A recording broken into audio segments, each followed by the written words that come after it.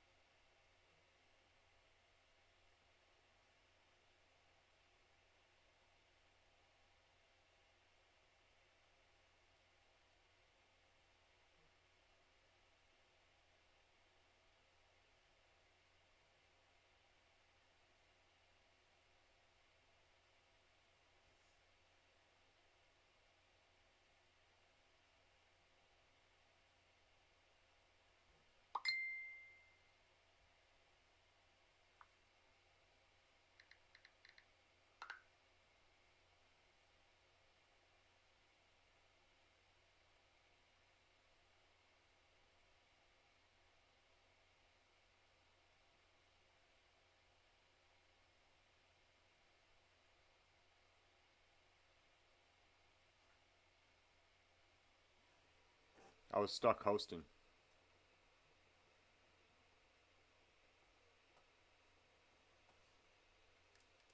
Yeah, I had to unhost.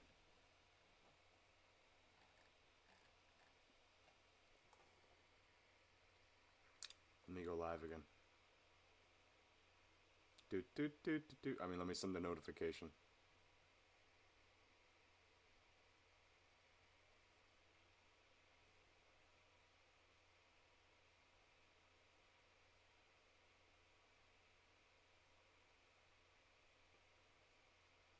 Keep clicking the wrong button. There we go.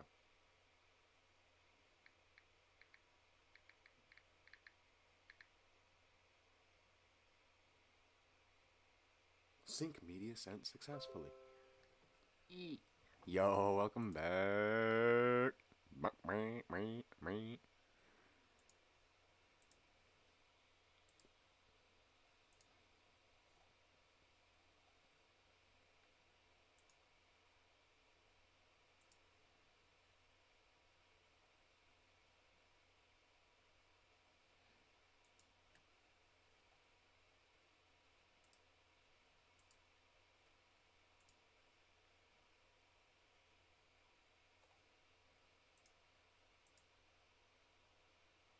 Come on. There we go.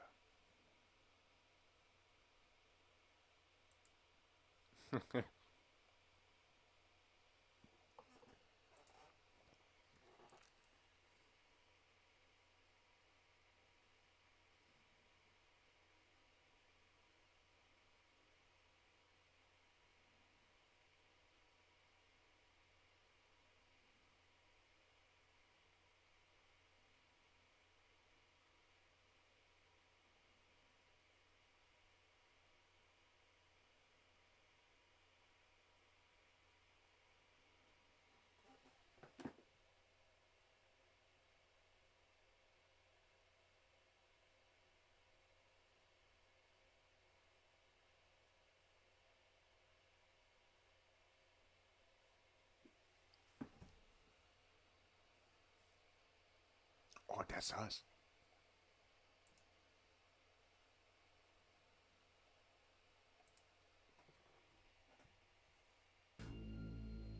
The entire situation is chilling and hopefully makes you think before you jump straight into a car with a random stranger that might have intentions that don't exactly align with your own.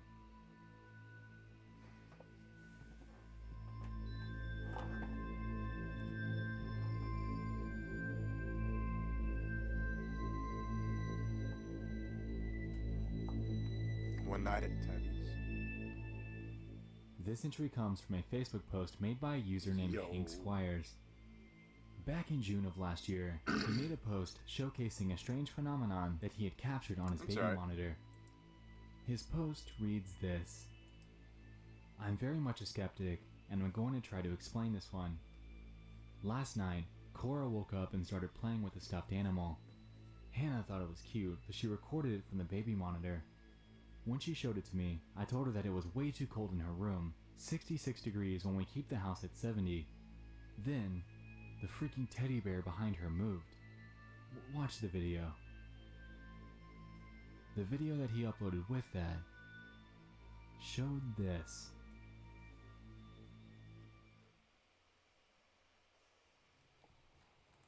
Mother.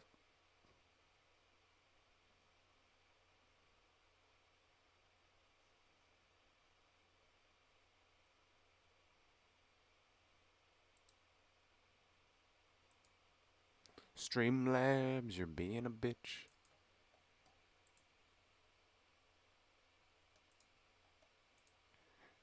No, I just forgot to reset it. To be honest, that wasn't Streamlabs, that was me.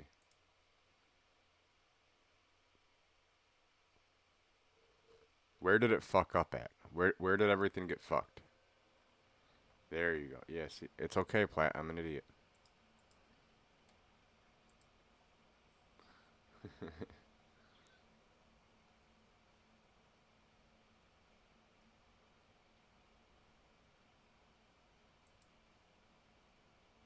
Or had encountered the man themselves. One of the other posts that the OP references even has the glove man's business card in order of proof. The entire situation is chilling and hopefully makes you think before you jump straight into a car with a random stranger that might have intentions that don't exactly align with your own. Teddy bear behind.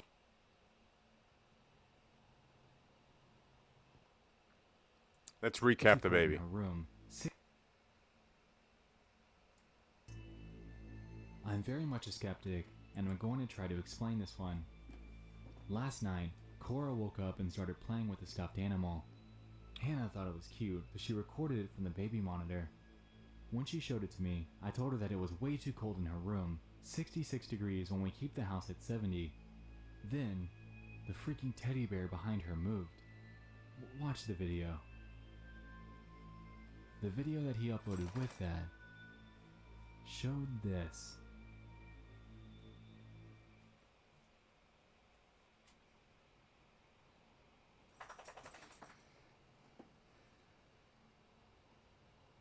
Fix it, fix it, fix it.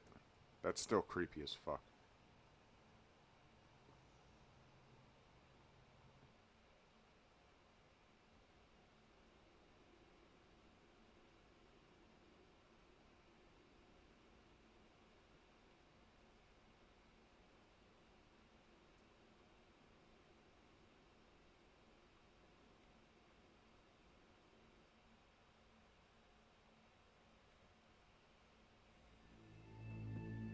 The video garnered tons of Facebook attention, and people threw in theories that the entire thing could be faked for attention, with many reasons given. One notable one is when the head actually moves. It seems that, at the top left, an arm is seen moving it. However, I personally like to counter this by saying that there simply would be no room for anyone or anything to squeeze their arm into that tight space. Unless there was some sort of modification done to it, nobody would have been able to fit back there. Another theory people have thrown up is that it's a battery-operated bear. While Hank claims that this is not the case, it could very well be true. The only real update we have is from Welcome June. back. Hank reshared the post onto his own page with the caption, 1 year ago. This, of course, renewed interest in the video, and down in the comments, Do you want to go there's back? one Do from you a want us to go Dana back? Squires who claims that they're set on believing that the child had moved, thus causing the bear to move as well. While this seems like a very solid answer to the situation, we have to remember that it's always up for interpretation.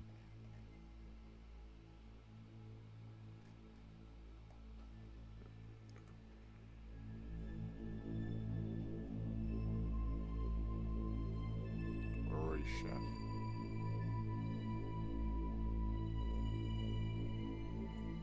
For sure. Last year, a post was made on the export of 4chan claiming that there was a user on Facebook that discovered a strange profile by the name of Ori Chef. Apparently, Ori had commented on a news article clamoring on about nonsense. After they attempted to translate it, things got strange. The 4chan user went forth to say this. So I was just on Facebook like a normie that I am, and I Like came a across a normie. comment in a post that's a bit Yuppie. unnerving. It's from a posted article from a page that has a few comments, so I saw it. The comment was obviously not entirely in English, but she explains how she wants to be cremated before her husband, or some type of thing, and she kept talking about her friend Susie or something. So I got weirded out by this and tried to click on the Facebook account to know what the fuck is up with this lady. This is where it gets weirder. This was her profile. I immediately saw that she had no posts, or even uploads of pictures, so I assumed that she was a dummy account by some dude who's doing God knows what. Then I saw her friends list.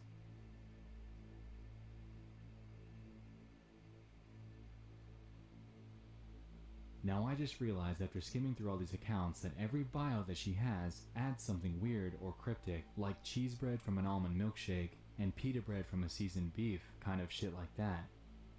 It seems to be so many that I can't imagine the reason why some person would do some kind of shit like this and what purpose.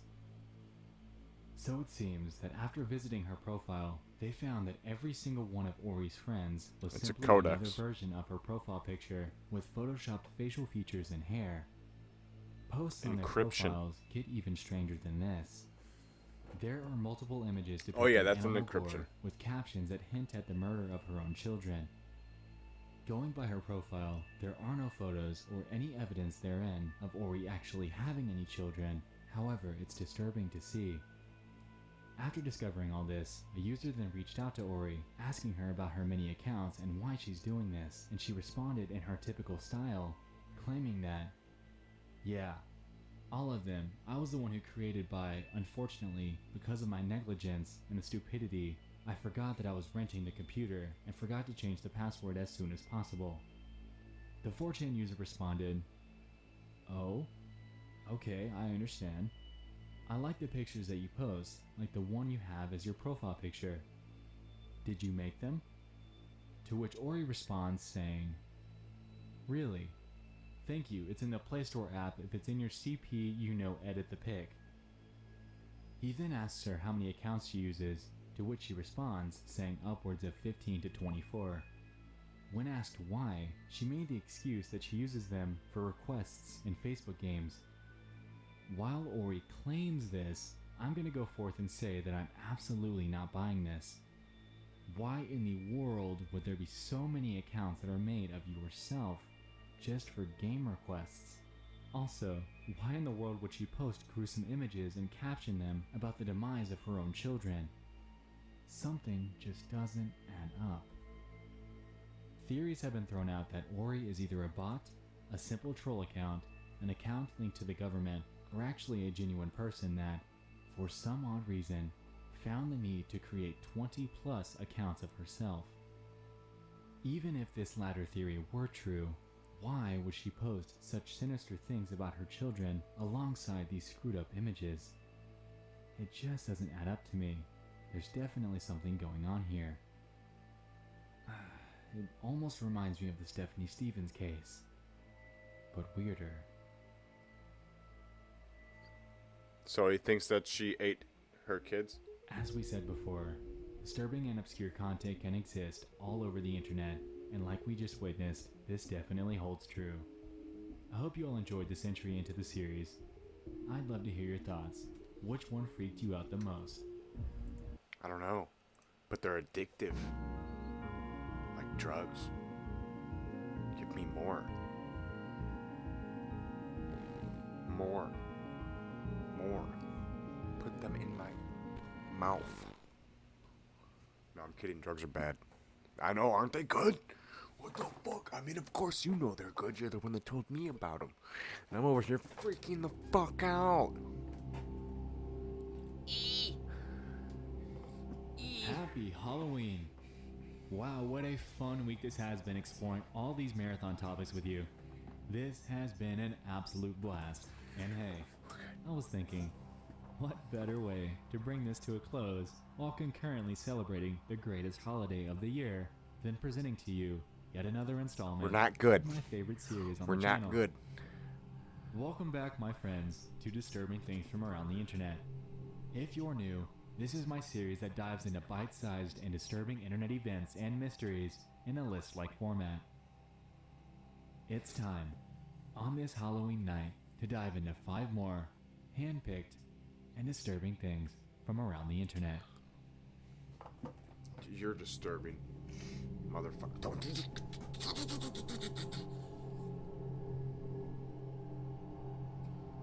Oh, that was creepy. Back in August, a strange event took the internet by storm. Peculiar footage was captured during the early morning of August 24th.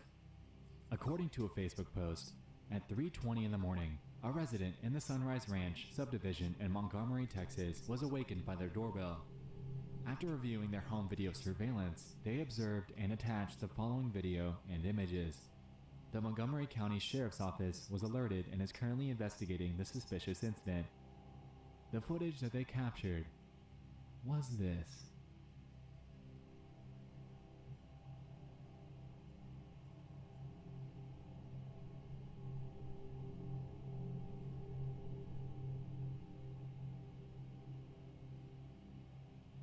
Everyone was on immediate alert. If the odd timing being so late in the night isn't enough to alarm you, then the shackles that seem to be attached to her wrists just might. We were dead asleep in our beds.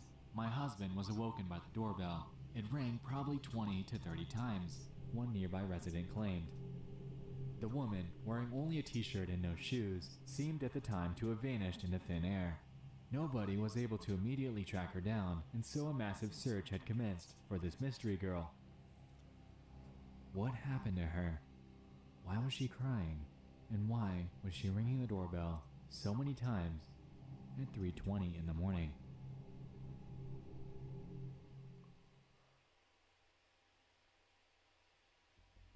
On August 29th, another incident occurred in the very same subdivision. A man would take his life by suicide. This was Dennis Collins, and a suicide note that was left behind by him had confirmed that this mystery girl on the surveillance footage was in fact his girlfriend. According to a statement by Montgomery County Police, she was indeed a domestic violence victim, and according to her, the night she was out ringing doorbells, she was in great fear for her own safety. She is safe and is helping police in the ongoing investigation. However, the takeaway from this is that this could be happening to anyone, even those that live right beside you.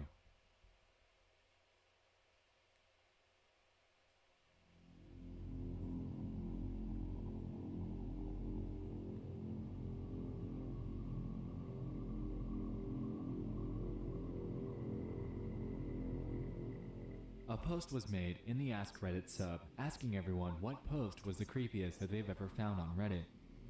While there were many notable responses, one in particular stuck out to me from a user by the name of Killing Spear X.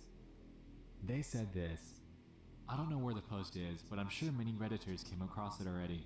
It was about a mother who was pushing her baby on a swing at night. When people approached her, they found out that the baby had been dead for hours and that the mother had some sort of mental breakdown or something." One notable response to this came from a user by the name of El Chapo's cousin, who claimed that either this is a lie or the area she lived in has the shittiest healthcare in America. In response to this, someone quoted them and said, "Apparently the latter, because this actually did happen," with a link to a news article. In Maryland, a 3-year-old boy was in fact dead due to being pushed in a swing for upwards of 43 hours. According to authorities, he was alive when his mother began pushing him in a swing on May 20th, 2015, and had remained in this very same seat for 2 days while his mother pushed him until May 22nd at 6:55 a.m. when he and his hysterical mother were found by police. The mother, allegedly, had a psychotic episode during this and unfortunately did not know what was happening for those 2 agonizing days. Since the original homicide, no charges have been filed, and the mother has since sought treatment for her bipolar disorder and depression. 43 hours. Sit back and think about this for a second. This children's swing was a death trap for this little boy, and the sheer thought of what he endured, initially thinking that it was going to be a fun and exciting time at the park, then becoming tired of the fun, then becoming thirsty, then realizing Mom isn't stopping. For hours and hours and hours until it was over. I can only imagine the haunting scene of an oblivious mother pushing the corpse of her own son in a swing. And I really don't know how I'd react if I were ever to stumble upon such a sight in real life.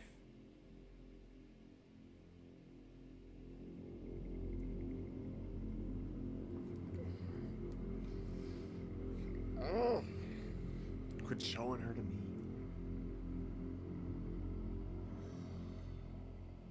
Last year, I made a video that included the phenomenon of the Yay Video Games Reddit account that exhibited seemingly ordinary behavior before a switch seemed to flip, causing their comments to spiral endlessly into obscurity. In 2011, a user on Facebook by the name of Karen Catherine Waldegrave would exhibit strikingly similar behavior. Karen, being a seemingly ordinary Facebook account, would out of nowhere begin posting nonsensical and unnerving ramblings that seemed to gather widespread attention from across the internet. According to her profile, she was born in London and allegedly graduated from the University of Toronto with a PhD. She has quite a few ordinary posts, which makes this entire phenomenon that much more puzzling. On May 23rd, at around 6:30 p.m., a switch would seem to flip from within her, resulting in her replying to her own statuses over and over and over.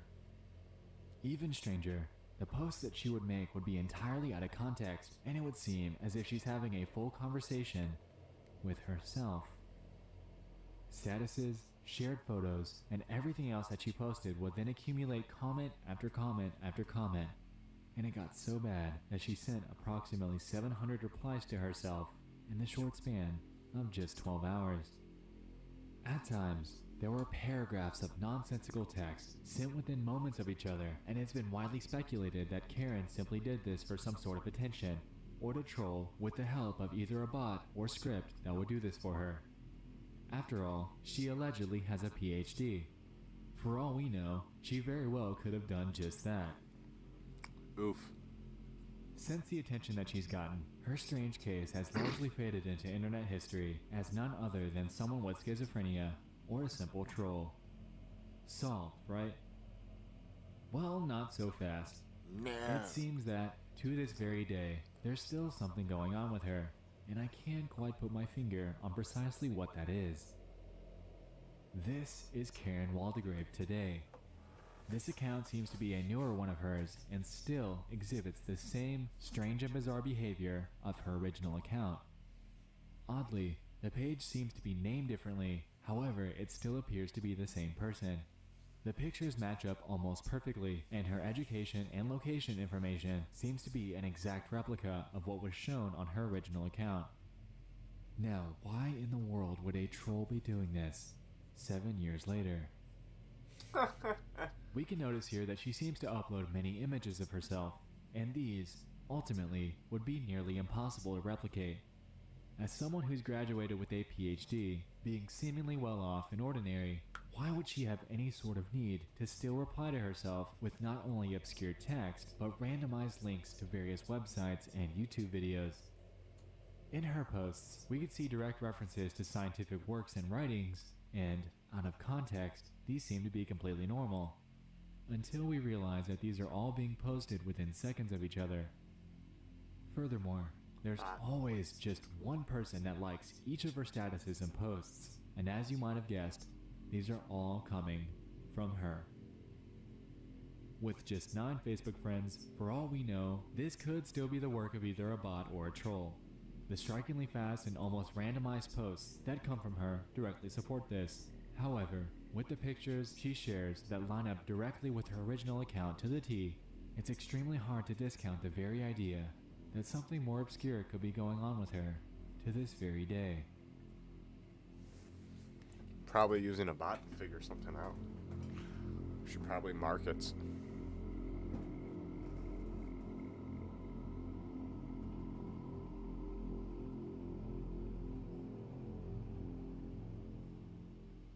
This 4th entry was only recently sent to me, and while it isn't necessarily an internet mystery, I couldn't help but include this heartbreaking tragedy. In 2015, police were called to a home in Kansas City, Kansas, regarding a domestic dispute. Upon arrival, a woman would tell them that if they looked around the property, they'd find the remains of a child by the name of Adrian Jones. Adrian's short life was spent isolated from outsiders inside of a mice-infested house where he was under the guise of, quote, homeschooling with his 6 siblings. His father and stepmother endlessly abused him, forcing him into sadistic acts of torture. The father and stepmother subjected him to eating scraps of moldy food out of the trash, leaving him tied up and submerged in a dirty swimming pool for hours at a time, beating him, strangling him, and leaving him consistently bloodied and cuffed. Even worse, the parents documented everything with surveillance cameras placed all over the house in an effort to document their acts of torture. The footage and images were only ever discovered due to Jen Hovers, their landlord, whom was given access to the killer's iCloud account by Heather Jones, Adrian's stepmother, who was directly involved in the maltreatment. Hovers accessed the account in hopes of finding pictures for Adrian's funeral. However, when she looked through what was on the account, she found much more than she'd bargained for. In it were videos and photo after photo of Adrian's deteriorating health, and many of these shots came from direct surveillance footage where he's referred to simply as the boy. It's believed that the killers were proud of their sadistic acts and enjoyed documenting Adrian's afflicted life. This is just one of those things that I hardly have any words for. The 7-year-old's short life came to an end in late 2015. His killers left him to starve to death while tied up inside of a shower stall. This, unbelievably, gets even worse though. To rid of the body, the abusers resorted to dismembering him and left his remains in a livestock pen where pigs proceeded to feed on them. The heartbreaking thing about this entire endeavor is that there was a suspicion of activity going on. The landlord had the suspicion for quite a while, and this likely stemmed from the fact that, now prepare for this, Adrian did tell investigators that he was being abused years prior. According to an article by KansasCity.com, Adrian told authorities in a 2013 interview how his father would kick him so hard in the back of the head that a little bone came out. My daddy keeps hitting me in the head and punches me in the stomach, and my mom keeps pulling on my ears and it really hurts. He tried to make a plea for his life. However, that, unfortunately, didn't seem to help. His father and stepmother, Michael and Heather Jones, have since been sentenced to life in prison with no chance for parole, and his grandmother, whom had no idea that any of this was happening, has spoken out, absolutely devastated. Adrian Jones never deserved any of this, and it's completely heartbreaking to read about this tragedy that befell him. In some images, you're able to see him wearing a shirt that says tough guy. And you know what? This absolutely holds true. Adrian is a tough guy. Nobody deserves that title more than him, and I can only hope that he's since found the solace that's been overwhelmingly overdue for him.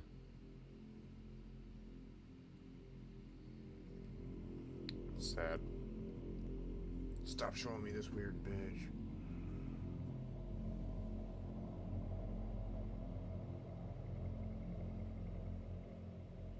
This last entry comes from a user on Reddit by the name of Demeter of New. About 5 months ago, they made a post in the RBI subreddit claiming that their significant other had gotten a new phone, and for the first time ever, she now has visual voicemail. After receiving a voicemail from a family member that day, she realized that she had several others that she'd missed. According to the post, she started going through her voicemails, typical stuff, family, bill collectors, but one voicemail, dated Friday, June 9th, 2017 at 4:38 p.m., was from a number that we do not know. It's 3 minutes long, and the area code is 480, placing the owner around the Phoenix, Arizona Valley.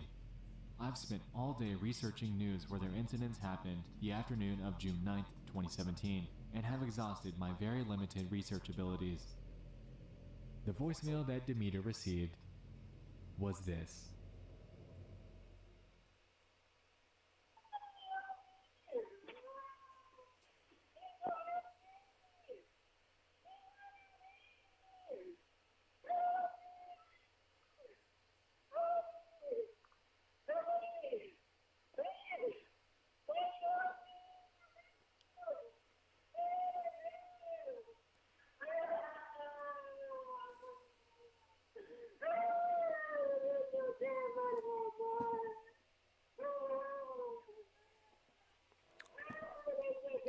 That's fucked up too.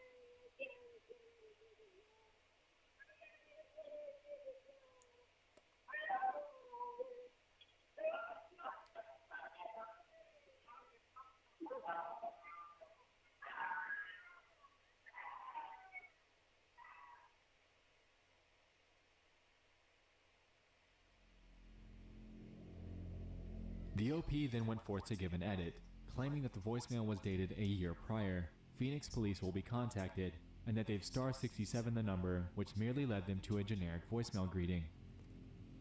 A few very interesting theories have been given regarding the origins of this voicemail. A user by the name of Satellite Cookie seems to have dissected it quite well, and gave the hypothesis that the woman involved may not have even known that the phone was there. They claim that she seemed to have been screaming into her surroundings rather than into the phone, and a butt dial is genuinely possible here. The theories that they gave were that she was 1. Kidnapped and hurt. However, the weapon was not blunt enough to knock her out. She seemed to be fully conscious. However, the possibility is there that she had just woken up and realized the situation that she was in, with panic ensuing. Regarding the phone, either she was able to break free to one, it was hers, the kidnappers, or potentially another victim's. Another theory has been given by a user named Sojo3. When Satellite Cookie mentioned that it didn't sound anything like a mental breakdown, they chimed in claiming that they work at a psychiatric hospital and that this absolutely sounds like an episode that could have happened with one of their patients. Sidetracking here, if we take a look at Demeter's post history, it doesn't appear that they were using a throwaway account, and also it doesn't seem like they were doing this for any sort of attention. With this in mind, the possibility that this is a hoax or attempt at an ARG are slim. However, an odd red flag here is that they never proceeded to give any sort of valuable follow-up or proof of call history. Many are still awaiting this, and it really puts this story up in limbo. The very fact that we have absolutely no idea whether this is definitively real or fake is what makes this story eerie. Either this is a hoax, someone had a genuine mental breakdown, or there really is someone out there that was captured without ever being able to escape.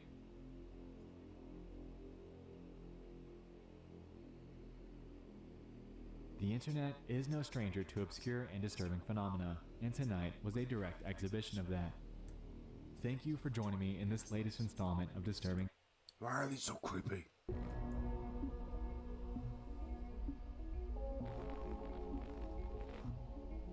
Technical difficulties.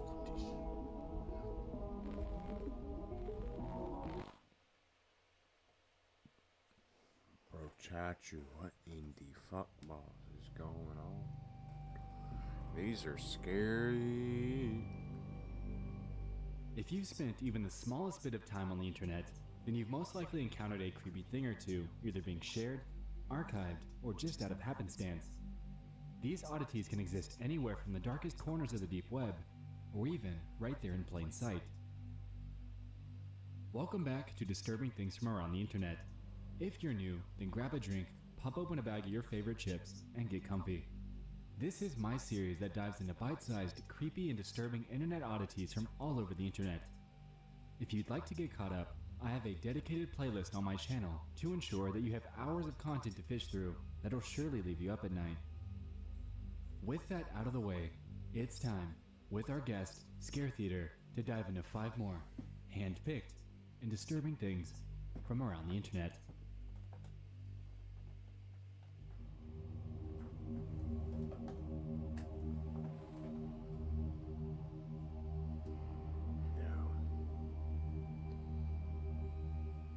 This first entry comes from a Spanish Facebook page called Noticias de Cuernavaca. In this post, they claim that this footage comes from the historic center of Cuernavaca. The video that we're showing here was recorded by a policeman at his guard at approximately 4 in the morning. The nearby tenants say that this is not the first time that this has happened. The video that they attached is some simple cell phone footage that lasts 50 seconds long. In this, you're able to hear a woman scream that sounds like it was pulled straight out of a nightmare.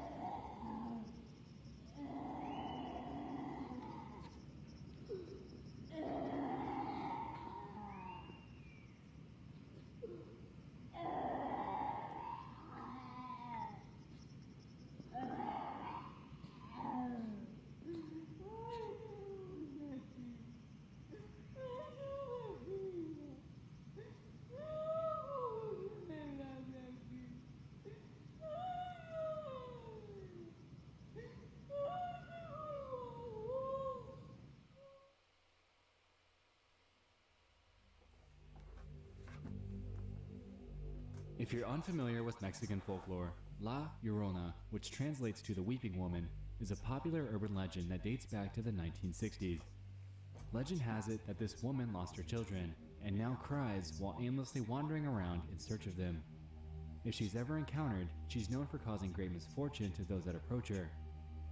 Whether or not this is an actual spirit screaming, or somebody having a manic episode and breaking down in the near distance, it's hard to discount the fact that this scream sounds completely genuine and would undoubtedly freeze you in your tracks if you were ever to hear this yourself.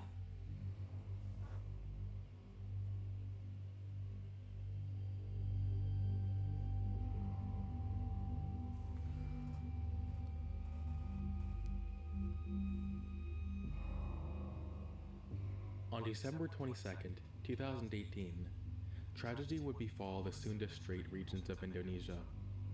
Completely without warning, the Anak Krakatau, also known as the Child of Krakatoa volcano, would erupt, causing an undersea landslide that ultimately would result in a devastating tsunami that ended up killing 429 and injuring 1,459 residents. Apparently, this volcano had been spewing ash and lava for months prior to when a 158-acre section of its southwest side collapsed, resulting in the massive undersea landslide and wiping out the volcanic island in its entirety.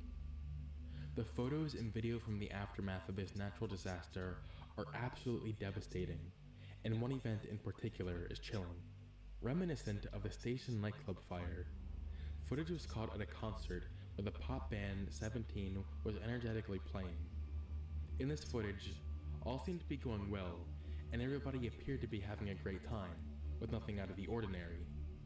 This enjoyment would unfortunately be short-lived, as it captures the moments leading up to the calamity.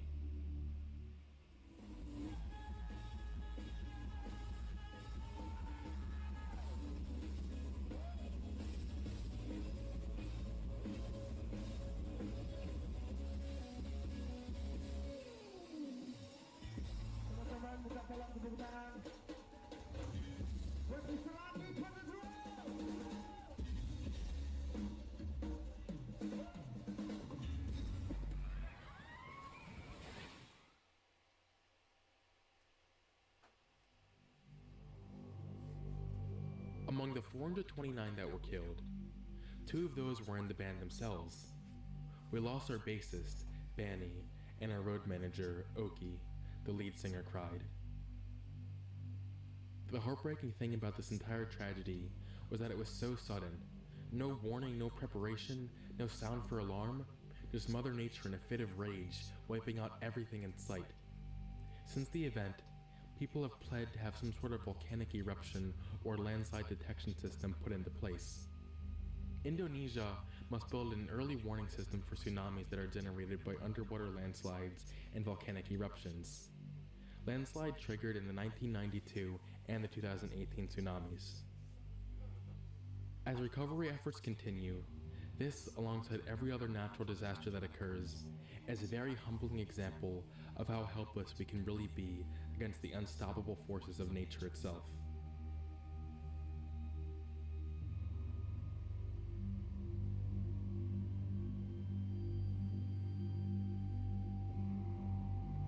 That's not as creepy as the girl. Thank you for not showing me the girl. That fucks my head. A woman by the name of Maribel Ramos was an Iraq war veteran and college student back in 2013.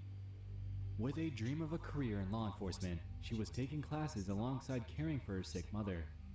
She apparently lived with a 55-year-old man by the name of Casey Joy, and according to him, they were extremely close. In May 2nd of that year, Maribel would fail to turn up at various events that she was scheduled to show up to, and the very next day, she would officially be reported missing by her family. On May 8th, one of her friends by the name of Emily C., desperate for answers, would spontaneously post a thread on Yelp asking about Maribel. In her post, she claims, "My friend Maribel Ramos has been missing since Thursday, May 2nd. She was last seen at her apartment in Orange, California. Please help her family, friends, and I to find her. We need all the help we can get." Please. Shortly after this, a reply would surface by a user named Enrique C., who asked if they had talked to the roommate by that point in time. In response, Emily C. would claim that, yes, they spoke with the roommate. He willingly cooperated with the cops by giving them DNA samples, and even allowed them to take naked photos of him. He gave up his cell phone to them so he couldn't contact anyone, which he was all more than happy to do. 3 days after the exchange between Enrique and Emily, another stranger would interject into the conversation. A user by the name of KCKCK responded by saying, "I am Maribel's roommate. She's my BFF and my only family. She is absolutely the best woman I've ever met. We had so much fun together. I miss her so much. She always knew that I will give my life for her without any hesitation." Police forensic teams searched this 2-bedroom apartment 5 times with the police dog. They confiscated computer, hard drive, cell phone, car, and took several items. They contacted everyone on my phone list, and I don't know when I will get my properties back. These are major inconveniences, but all these don't matter. I miss Maribel, and that really makes me depressed and stressed out big time. Interestingly, people took notice of his wordage. He consistently referred to Maribel in past tense, without regard that she's only missing, not dead. Why would he spill his heart out like this over a very, very new missing persons case? A user named Grant K was one of many to notice this. May 14th. Am I the only one finding it odd that this Casey roommate posted here and used past tense to refer to Maribel? We had, she always knew, as opposed to we have, or she knows. And why would she ask him to move out if they have so much fun together? My prayers are with the friends and family. This is very sad. At this point, people retorted at Grant, saying that he shouldn't make such bold assumptions and to let the police do their job, as they should, rather than turning this into a witch hunt. Casey then jumped into the conversation once more in hopes of defending himself, claiming that English is his second language and that he still needs help with that from time to time. He then went forward pleading to others not to make judgments about him and that he, quote, wouldn't give a second to give his life for Maribel. This is when things become strange. The next day, he posts multiple times, and each one seems to dig him further and further into the hole of suspicion. May 15th. I love Maribel as a friend and a roommate. This is how we say goodnight to each other. Goodnight, Maribel, Maya, Misun, Mom, and Dad. My profile photo is because I miss her. That is one from the night we went out. I said, Maribel is my one and only BFF. She is. She is my only beneficiary for my $250,000 life insurance, and my only beneficiary for my bank account, paid upon death. She knows this. I miss her every second I am awake. A day later, and 2 weeks after Maribel originally went missing, Emily C. would jump in, updating everybody that a body had been found. However, they don't know if it's Maribel as of yet. They should know by noon that day. And then, later that same day, someone named Thelma D. would drop the verdict on everyone. It's her. And the killer is KC.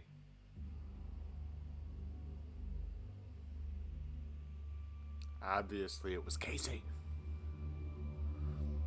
It's fucked up.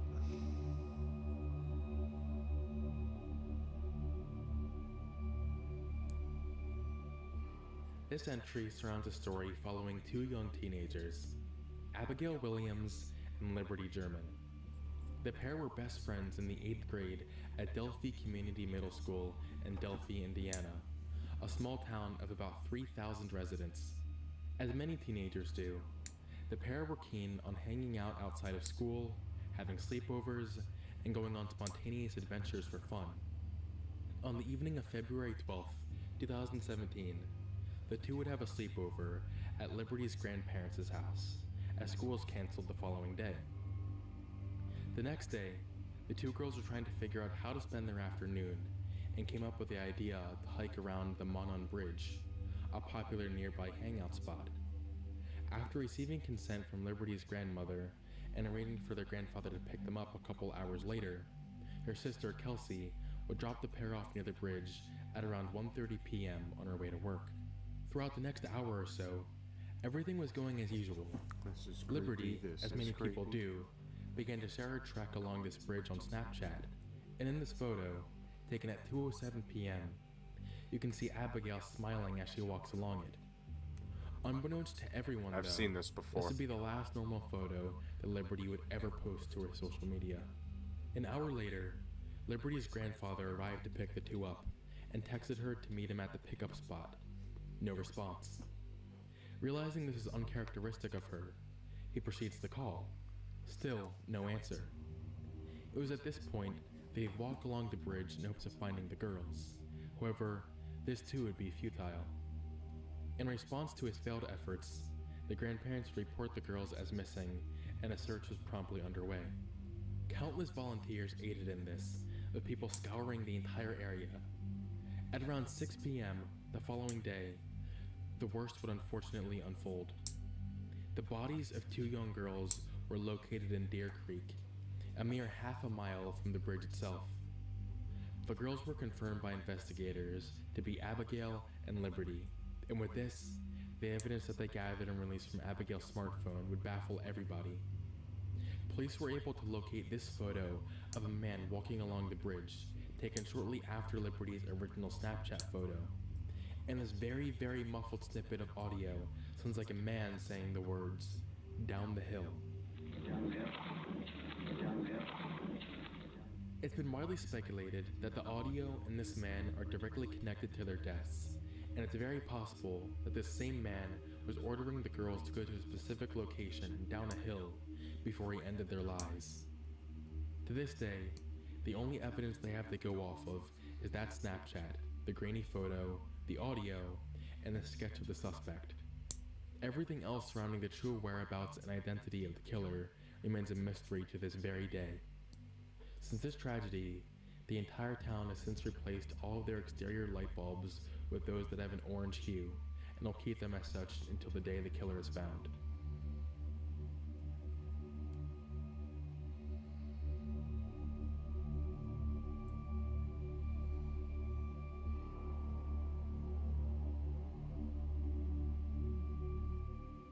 Number 5 on our list surrounds an absolutely haunting 911 call made by a woman by the name of Ruth Price. Apparently, Price lived completely alone, and late one night, she noticed a man walking around outside of her home. Understandably shaken, she immediately calls 911 in hopes of getting help. However, what transpires afterwards is undoubtedly something that will disturb you.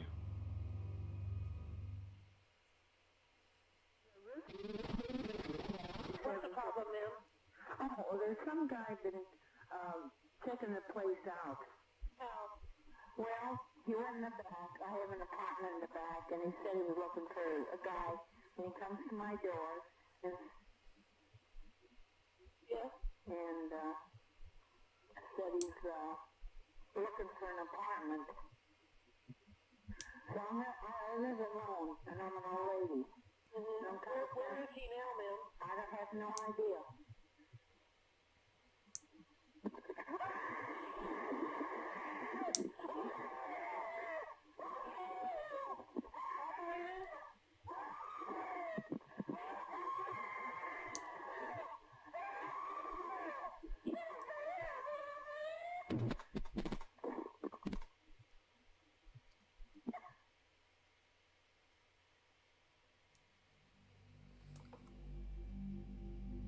the validity of this voicemail is up for heavy debates, it's almost impossible not to be at least somewhat unnerved by this. It's hard to find any concrete case behind this recording, and it's unclear if Ruth Price is her real name or simply an alias. Since the recording, this call has been used in various dispatcher educational courses as a hard lesson to ask for the address of the victim before anything else, since if she would have given it up front, she would likely have been given help sooner, with the sliver of a possibility at still being alive. The internet is undoubtedly a weird place. Creepy and disturbing real-life events can pop up on you at any time, and tonight's installment exemplified this.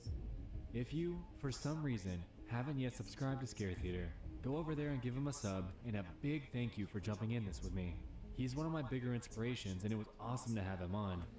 Anyway, to close, thank you all for joining me in Volume 6 That of scream Disturbing Things from Around the... there at the end was fucking horrifying. I'm not even gonna lie. That's sad as hell that some lady got killed by some sicko.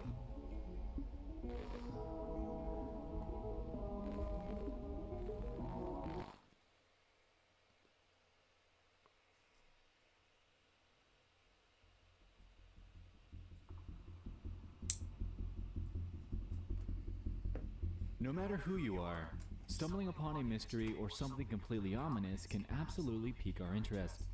Something about the darker, more mysterious side of the world has the power to endlessly spark our curiosity as we all try to grasp whatever it is that we stumble upon in order to make some sense out of it. Using the internet for ordinary things like social media, sending emails, and entertaining ourselves is surely commonplace these days. However, the underbelly of the internet is right there under our nose, and often hiding I didn't in even plain see sight. Platinum say I'll be right back. Welcome back I to smushed Disturbing the Things chat from box Around a the little Internet. bit. If you're new, this is my series that showcases strange and disturbing internet events and mysteries in a list-like format.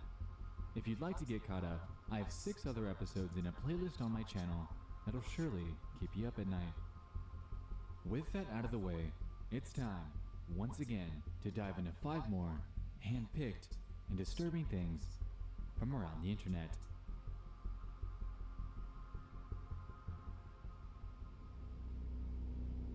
These things are fucking frying me.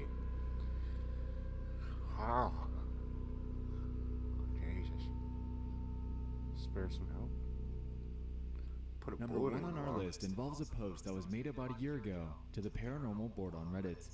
There, a user by the name of Drudagon17 made a plea asking for some input on a few incredibly ominous screams that he'd caught on camera. In his post, titled, "What's Causing These Screams?" he proceeds to say this. So I'm not really sure what this is. I've had a lot of people tell me different things, but no one really knows for sure. Maybe someone here could help me shed some light? Earlier in the year, I went on a long road trip across the states, mainly visiting the national parks and a few cities along the way. Towards the end of the trip, we found ourselves staying in the small town of West Yellowstone. This appeared to be an ideal base while we explored Yellowstone National Park. We booked into a pretty creepy but cheap motel just off the main street for a couple nights. Me and my fiance had one room, my parents another. On the first morning there, we planned to get up early, catch the sunrise, and hopefully spot some of the local wildlife, so our alarms were set for 5 a.m. At about 4:45 a.m., I was woken up by a loud banging on the door, followed by crying and shouting. I instantly jumped out of bed thinking the worst had happened. I opened the door to my mom in a state of panic, saying, "There's someone screaming. A woman screaming." There, clear as day, I could hear a woman screaming. It sounded like it was within 100 feet of us. Mom claimed it was happening for the last 30 minutes. We wanted to call the police but had no phone signal, no phones in the rooms, and we were the only people about. With this, his post contained a link to an unlisted video on YouTube that gives us a first-hand account at what he'd experienced.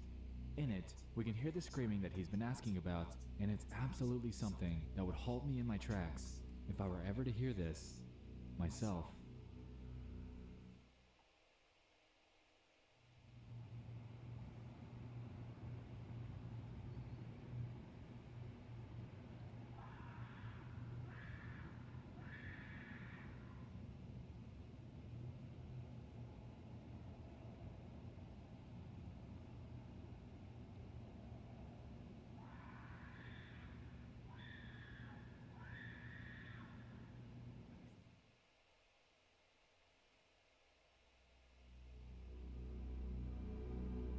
The strange part about this is that there are no direct cries for help, and he addresses this further on in his Reddit posts. There's no "help me," no "get away," nothing, just the manic screams of someone or something clearly in distress. Theories have been thrown up left and right regarding this. Some say it could be methamphetamine abuse, others have claimed it could be someone going crazy, it could be a fox, someone getting murdered, or even a skinwalker. Take that for what you will. Nonetheless, the video still has no true resolution, and Drudagon appears to still be looking for answers.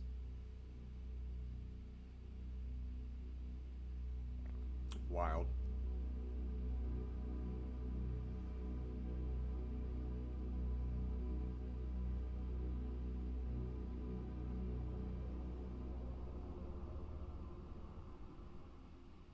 Over on the paranormal board of 4chan, an investigation has been ongoing for about a year now that involves a very strange YouTube commenter community that seems to revel in various uploads of baby monkeys either being neglected, injured, or killed. Large quantities of playlists and videos exist that are solely dedicated to their misery, and they all seem to have quite a sizable audience.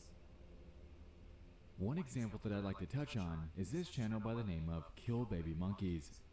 Here, they have a bunch of playlists dedicated to various sadistic topics in relation to baby monkeys, and as we can see, these all have titles such as Baby Monkeys Having a Bad Time, Baby Monkeys Suffering, Baby Monkeys Are Nauseating, Dead Monkeys, Rotten Little Vermin Make You Want to Kick Them, and you get the picture.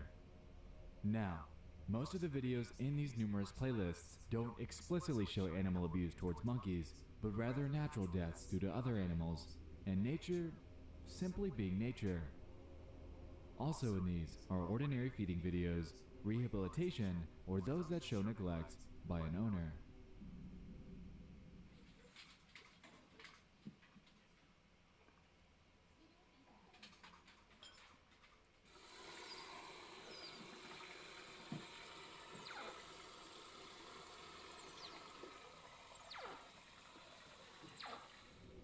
Now I just showed you a couple of quote-unquote ordinary monkey videos, and to be honest, these little guys are pretty cute. Not gonna lie, I'd love to have one as a pet. But that's besides the point. Interestingly, quite a few of the people in these comment sections, like we established, think otherwise, and it's pretty unclear as to exactly why. On this video here, for example, titled Sasuke's George 12, we can see a pretty harsh roundup of comments. Some well-placed rat traps will take care of him waving his stupid monkey pecker all over the place. Snap. Get that damn filthy thing off the table. Nail it to the table and warm up the jigsaw. It's party time. Death to monkeys. This was just one example video out of hundreds that this one YouTube account had compiled. With that being said, let's jump over to another video in one of these playlists just to see a few more examples. Here's a video by a user named GGGY1004 titled Poor Baby Monkey 2012-26. According to the description, this baby was injured by another monkey and looks as if it's being consoled by an elder. Throughout the comments here, we can see a hefty amount of people expressing remorse for this little guy and hoping he's alright. As you might have guessed though, yes, the sadists are here. Would tie its nuts to bars that would teach it. A tormented, tortured, and suffering baby monkey is a joy to everybody who sees it. Funny videos in this collection.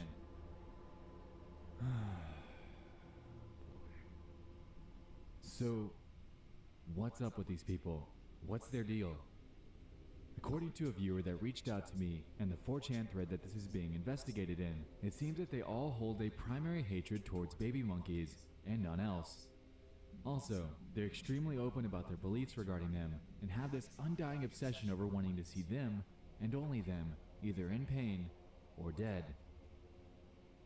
Theories circulating about this involve some solid points, however concrete evidence surrounding them leaves much to be desired. Some have floated the idea that these could all be foreigners that simply consider these monkeys as pests, pickpocketing and destroying the structures that they live by.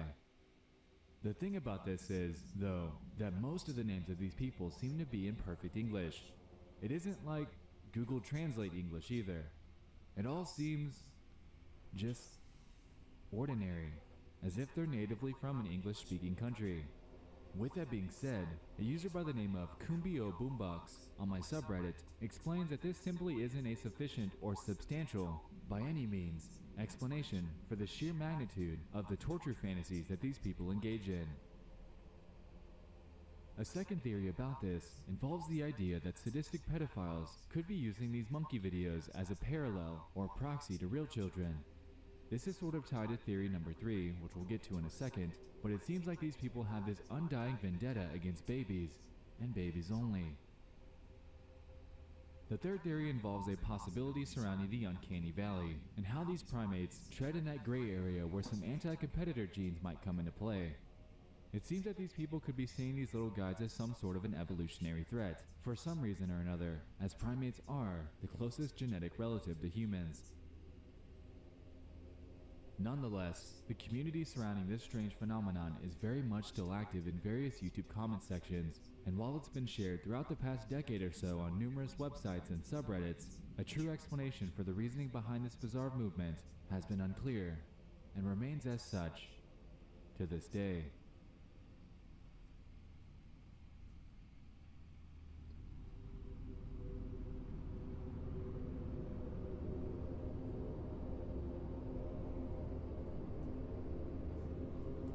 That was fucked up. I know pedophiles do change their lingo up a lot.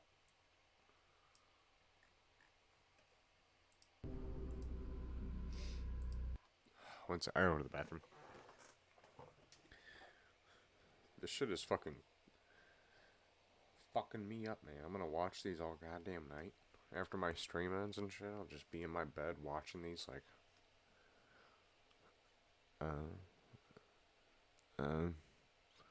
Nexpo.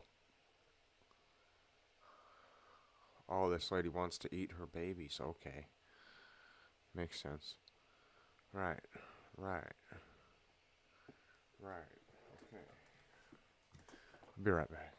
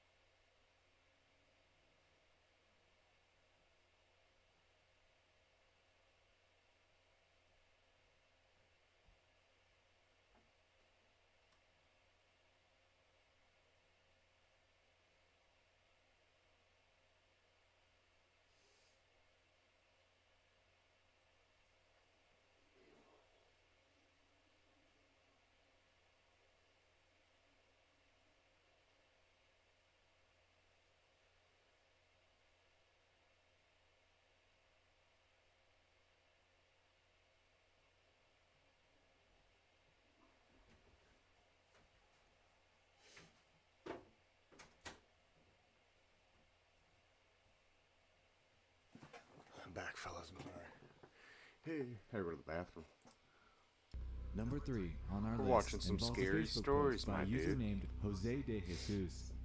In it, he makes a post claiming that, "I just got this image and video, very scary." Attached are 2 photos and 3 videos relating to an extremely high-speed race that was ongoing at night on a freeway. Itching for a bit of context, I did some digging on the situation, and it apparently took place in Cape Town on the N1 freeway. In the Oh, footage the that was ghost captured car. by spectators on an overlying bridge, we can see one of the cars lose control before brutally crashing into the median. While, yes, crashes happen all the time, this one is especially troubling when you consider the fact that the driver was seriously injured in a very disturbingly gruesome way. Before we get on to that topic, however, Oh, I thought it was gonna let's be the take a ghost look car. at the crash footage itself.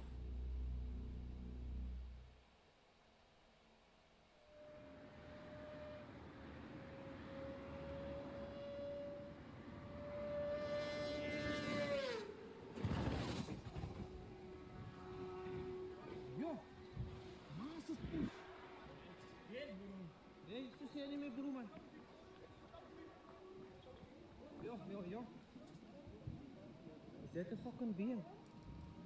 Ja, hij is in 3. Hij is in 3.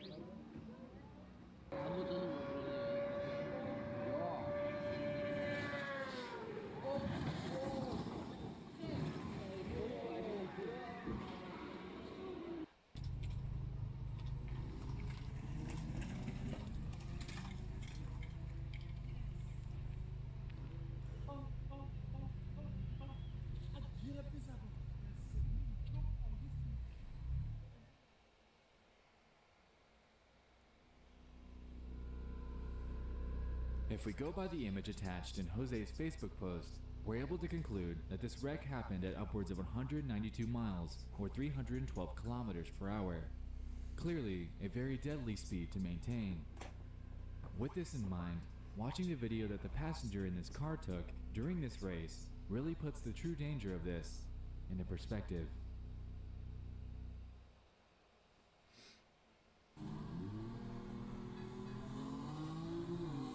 Oof. What's up, Tom?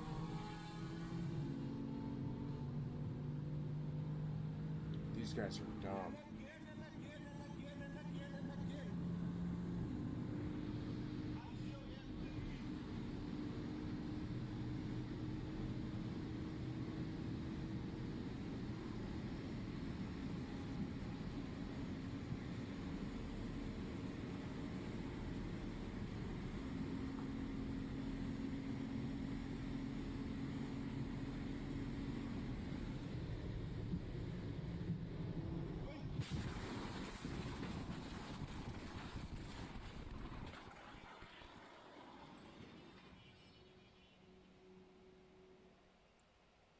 Idiots.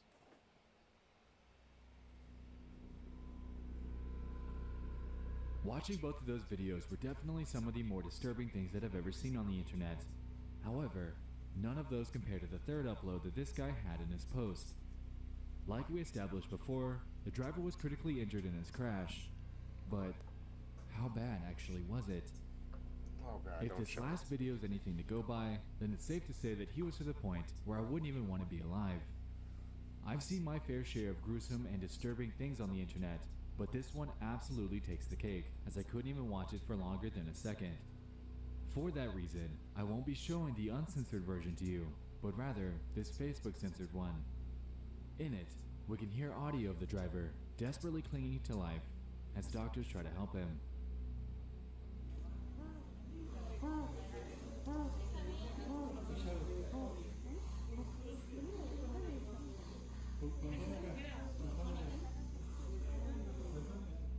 In the bits of this video that I was able to peek at, I noticed a huge piece of the car door frame jutting through this guy's head. I could go into further and more gruesome detail of this not safe for life image, but just know that this didn't kill him, and he is, to the fullest extent, in critical condition. This situation goes to show that when driving, it's easy to get brave. It's easy to constantly think, Crashes? Won't be me. I'm a fantastic driver. I got this.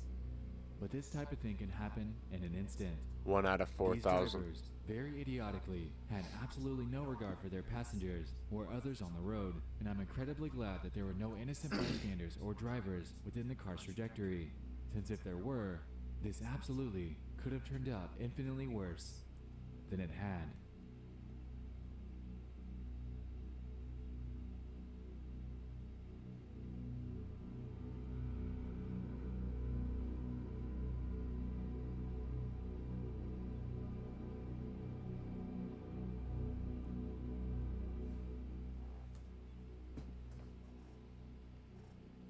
This fourth entry surrounds a video that was posted to YouTube in 2013.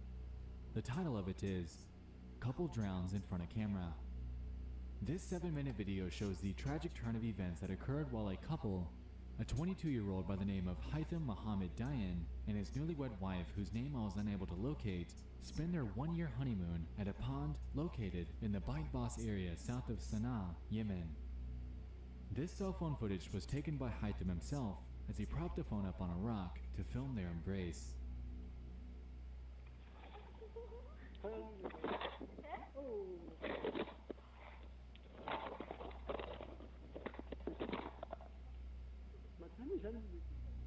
Through the video, everything seems to be going just fine, with the two having what seems like a great time, before Haitham appears to slip. Afterwards, you can see him attempt to cling to his wife in desperation before she's dragged into the water as well. Fighting for survival, the two then try their hardest to make it back to shore together, but that proved to be futile. After about a minute or so of panic and screaming, they both submerged, never to return to surface for the remainder of the video. The unfortunate part of this is that, had they not panicked, then they'd probably have had a chance to both make it back to shore, but in the moment, Haitham desperately grabbed onto his wife and resulted in her meeting the same fate as he. This video goes to show that no matter who you are, you absolutely need to ensure that when spending time in any body of water, whether it be a lake, pond, river, ocean, or creek, it's imperative that either precautions are taken or that you know how to swim on your own, as if this were the case here, this would have undoubtedly turned out very differently.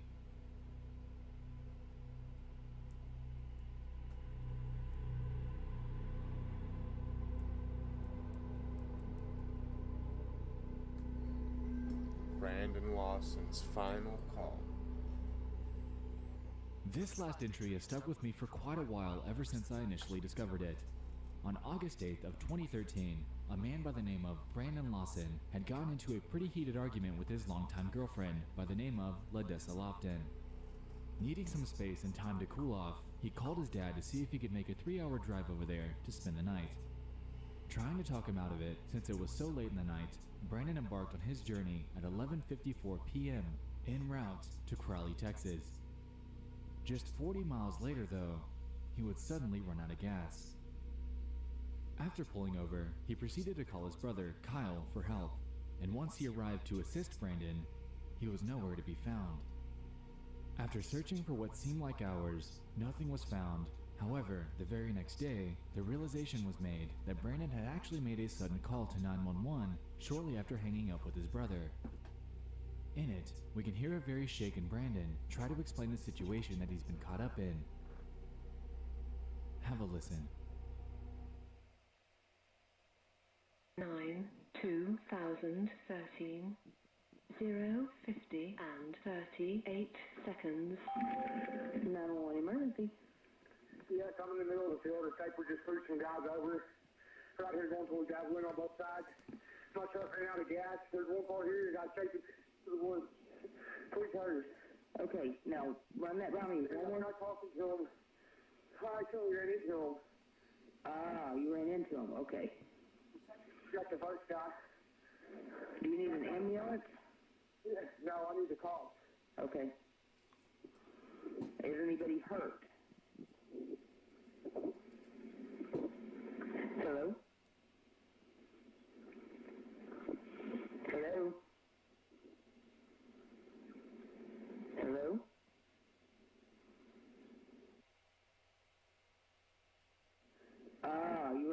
him. Okay. Got the first guy. Do you need an ambulance? You ran into him. Okay. Got the first guy. Do you need an ambulance?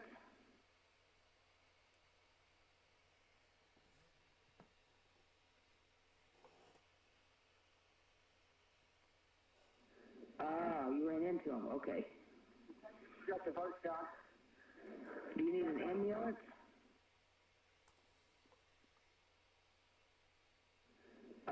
You ran into him. Okay. Got the first guy. Do you need an ambulance?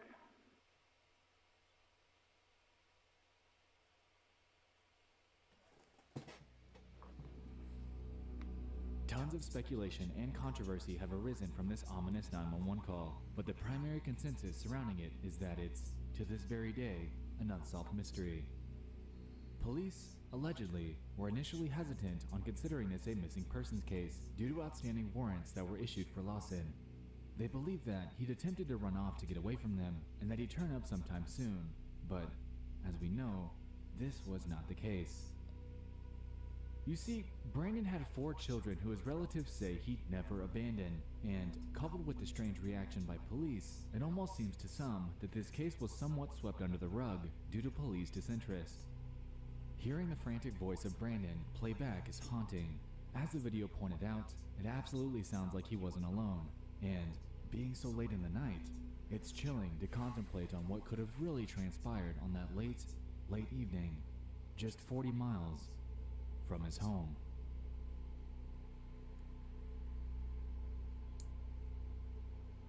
The underbelly of the internet, like we established, is a very interestingly ominous place.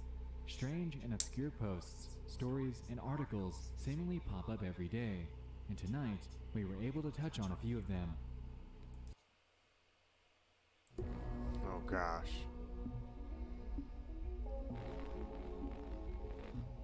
Shit has my anxiety up. I clip my fingernails. Man, she do. What the fuck? Fellas. What the fuck? Since the dawn of the internet, data sharing across various mediums has been commonplace in many households around the world. Allowing everybody to become interconnected within a vast sea of endless information was absolutely inconceivable just a few short decades ago, definitely becoming something that we take for granted today, whether we realize it Hell or yeah. not. Within this vast sea of surface-level internet content, an underbelly exists that harbors some of the darkest This'll have to be the videos, last one. images, We gotta save posts, some. stories, and real-life situations that people have documented online. These, for the most part, are largely hidden away from those that refrain from doing a little digging. Yeah. But luckily for you, tonight, we're going to explore 5 of them that I've recently come across. Welcome back to Disturbing Things from Around the Internet. This is a showcase series of various disturbing finds that I've stumbled upon online in the last few months. If you're new, this is part 8, so if you haven't yet, definitely go check out volumes 1 through 7 after this video. With that out of the way, get comfortable, because it's time, once again, to dive into 5 more hand-picked and disturbing things. Dude, these are on the good. internet. We should start rating these.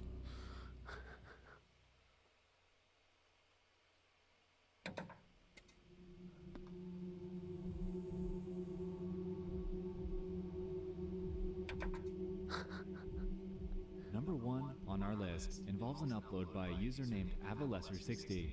In July of 2011, they would post a video titled Doxy's Ghost. At just 4 minutes long, the upload involves a woman that went to the kitchen late at night to grab a snack. On the way back to her room, she noticed her dog standing at the end of the hallway, staring at something and absolutely refusing to come to her, no matter what. At this point, she pulls her phone out to begin filming, realizing that something isn't right here.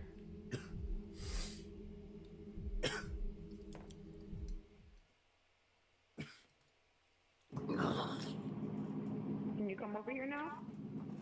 Come here, Smooch.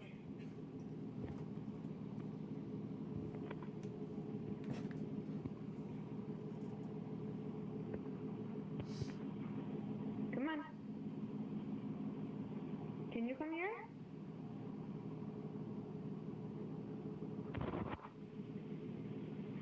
Smooch.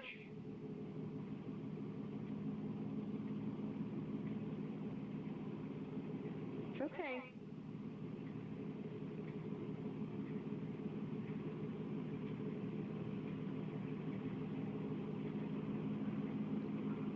It's okay.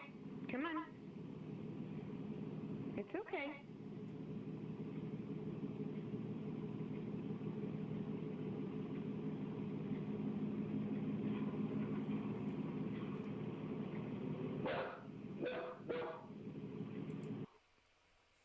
I think the dog's either looking at that poster or that oscillating fan, or maybe both. It's okay. Come on. Or not that thing right there.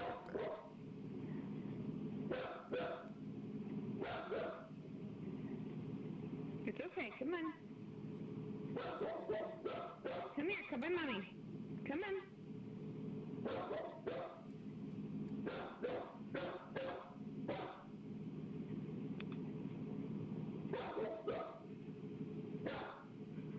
Smooch, come on. It's okay. Come on. Come on.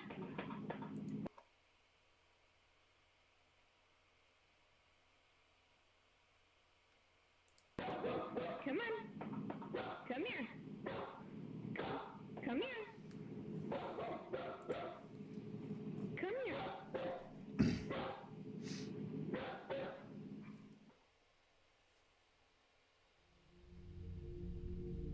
After a couple minutes of this, she eventually begins yelling out, "Leave my dog alone," convinced that she's accompanied by some sort of entity that's preying on her dog.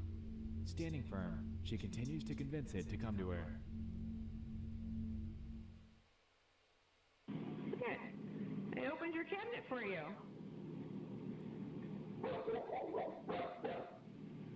Come on. Come on. Come on. Come here, baby. Come on. Leave my dog alone. Come on. It's okay. Come on. Come on, Smooch. Come. Come. Come. Come.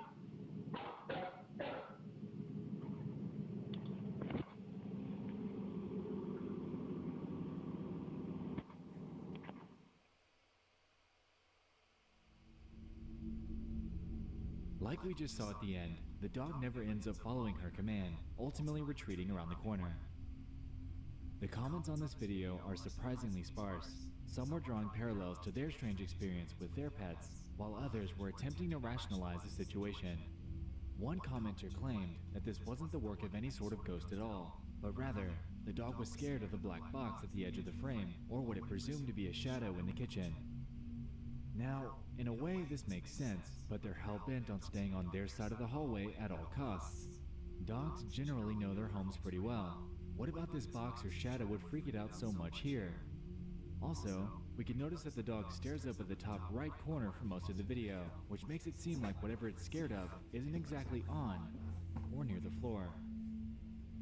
Nonetheless, the video is strange, and at just over 1.5 thousand views in nearly 8 years, it definitely deserves some more insight.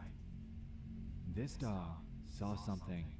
What that something is, exactly, is unclear. I can literally see the dog's reflection.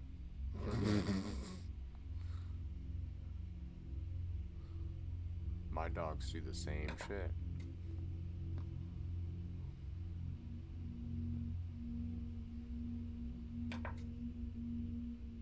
This second entry comes from a YouTube video that gained major traction a couple years ago. Over on the channel by the name of Jitu Kumar, a video was posted on October 1st of 2017, titled, Bital Woman Viral Video. This centers around a mysterious lady from the Bital village and carries with it an insane amount of questions. The video in question is 7 minutes long, and here we can see a shot of a woman in a white robe sitting in a tree. Nothing really all that out of the ordinary. For the next couple minutes, we can see her making her way up to the top, still relatively normal. Perhaps she's doing some sort of show or just enjoys climbing trees. Really, to each their own. The video begins to get strange though when you begin to take a look around the cameraman. Many are filming, which begins to drive home the idea that something just isn't right here. Around the 4-minute mark, something incredibly bizarre happens. She finally makes her way to the top and just stands there, motionless. I remember something about this. I think someone said that was like their sister and she was possessed. What's blowing my mind about this entire thing, first and foremost, is how she's managing to keep her balance. My dogs all the bark way at the their top own of this reflections. large tree on such a small branch. It doesn't seem to bow, and it doesn't look like she has any support to keep her so still. So what's going on? Incredibly curious about the context here, I dug through the comments, but this didn't lead very far. Some were simply writing this off as totally fake, while others, like myself, were trying to get some backstory. What I was able to find though was a video by a channel called Viral V. They posted this footage as well, and made the claim that this woman was doing this because she was possessed by a spirit. Now, I wasn't able to find any definitive proof of this claim, and it could very easily be written off as mere dramatization. Itching for something more definitive, I did some more digging on this woman in a tree phenomenon, and found a few other videos of various people doing the exact same thing, all with crowds surrounding them, cheering them on, and filming. This leads me to the assumption that this has to be some sort of ritual. Unfortunately, information about said ritual is incredibly sparse online, so this is merely another theory. Nonetheless, the woman ended up making it back down safely. Whether this was the work of a demonic possession or a sort of rite of passage, this footage is bizarre, and to this day, remains cloaked in mystery.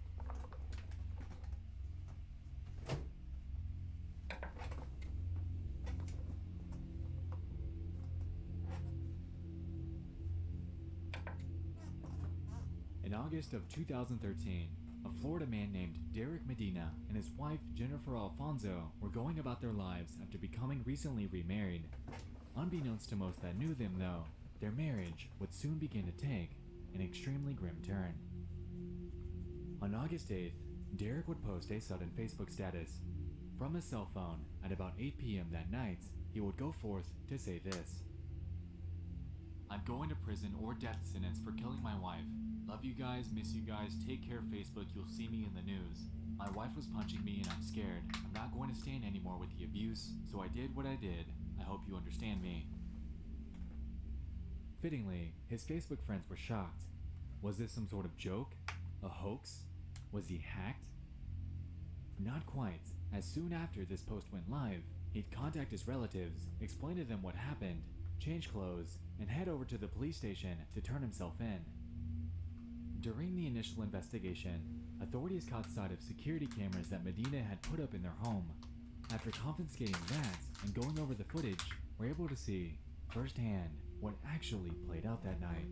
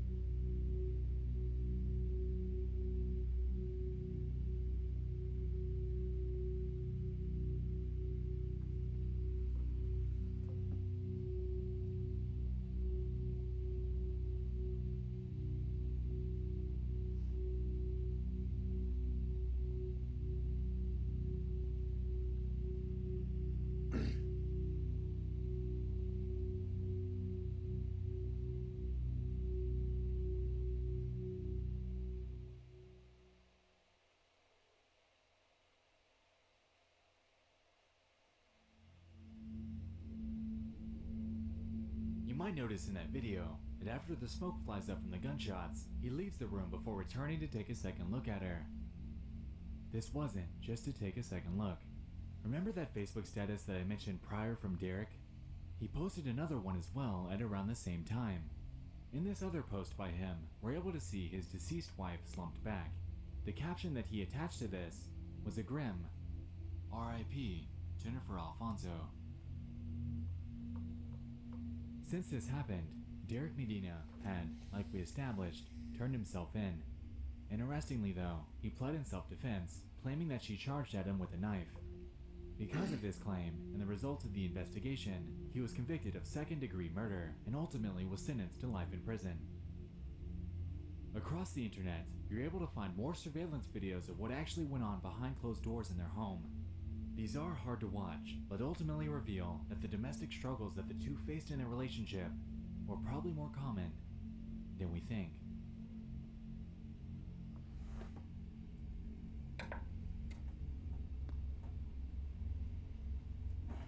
That shit's unacceptable. On February 21st, Can't be around 2018, people like that. in a northwest Dallas suburb, 2 house fires would occur in a residential neighborhood. These were later determined to be linked to a natural gas pipeline that runs straight through the community. 2 days later, a third incident will play out just around the corner. On February 23rd, the Rogers family's lives would be forever changed when a natural gas explosion would occur within their home.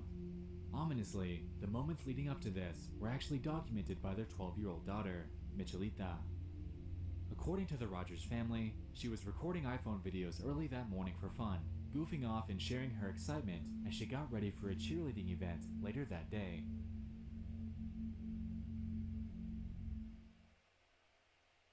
Gonna get ready for the NCA, National Cheerleaders Association, today. So I'm gonna start with here, turn on my lamp because I don't want to turn on all of the lights. So I went ahead and connected my straightener, and I still have to connect the curling iron. And I already got halfway started doing the braid. After this, she would proceed to make a time lapse of the next few minutes as she got ready. The first few seconds of this seemed pretty ordinary, and there was absolutely no implication that anything had gone awry. Until one frame, when the camera goes dark.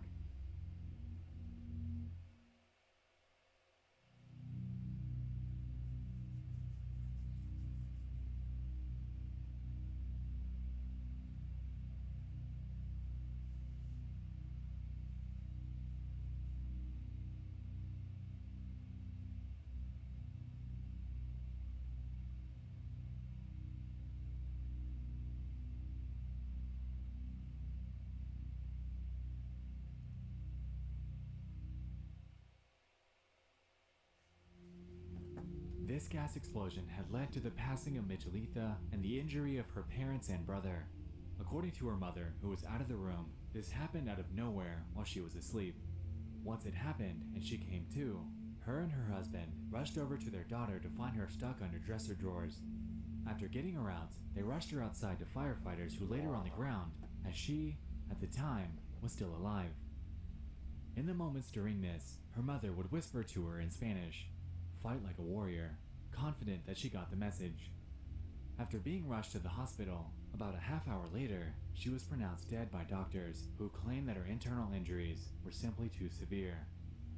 The explosion had decimated their house, causing the roof to cave in and for it to sit, to this day, in ruin. Since this haunting event, Michelita has become one of 9 people to have died by natural gas leaks in North Texas since 2006. Since this, her mother has spoken out, claiming that it hasn't gotten easier. "Some days, I don't feel the damage in my body. I feel the pain in my heart." A lawsuit was later filed against Atmos Energy, who were in the neighborhood replacing aging steel pipes during the days leading up to and on the date of her passing. Apparently, the neighborhood that they lived in was long neglected by the company, leading to the onslaught of gas-related incidents in the area. While the company has denied the claims, the lawsuit is still pending. The passing of Michelita is undoubtedly something that no family should ever have to endure. She fought like a warrior, but seeing as she was at the very epicenter of this blast, not shielded by any walls or barriers, her life had come to an end in one of the most tragic ways imaginable.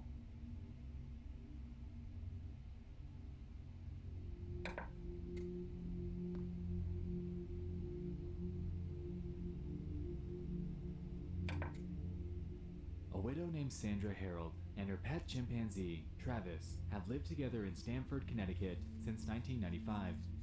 Having raised him with her late husband since he was just days old, Sandra often referred to Travis as more of a son than a pet.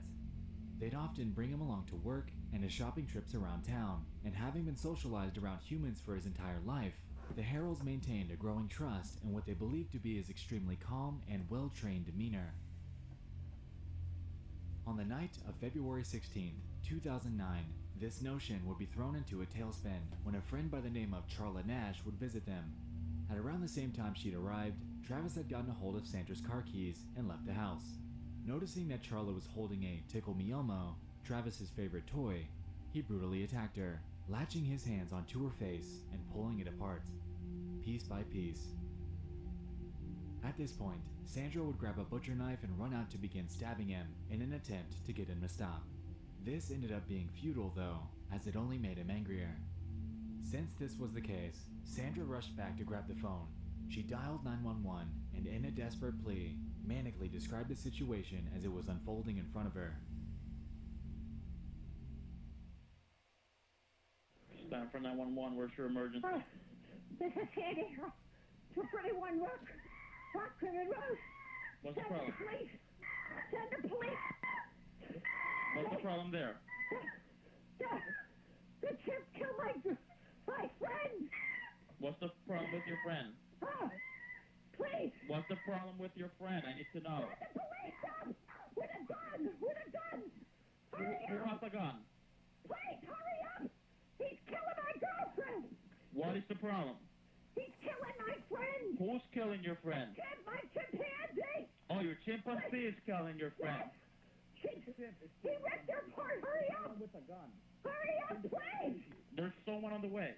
With guns, please. You shoot him. What is the monkey doing? Tell me what the monkey's... He ripped her face off. He ripped her face off? He's trying to attack me. Please, Okay, hurry. I need you to calm down a little bit. They're on the way. Can you push yourself away? I don't want the monkey attacking you. Please, hurry up. Listen to me. They're on the way, man. Chimps weigh like 170 pounds, Hurry. and they're like 3.5 times stronger than the average man. They did, Sandra. They're shooting at him already, okay? But he's not dead. I know. They will continue until he's dead, okay? I just need you to stay on the phone with me and breathe. He's not dead. He's not dead. Oh, God.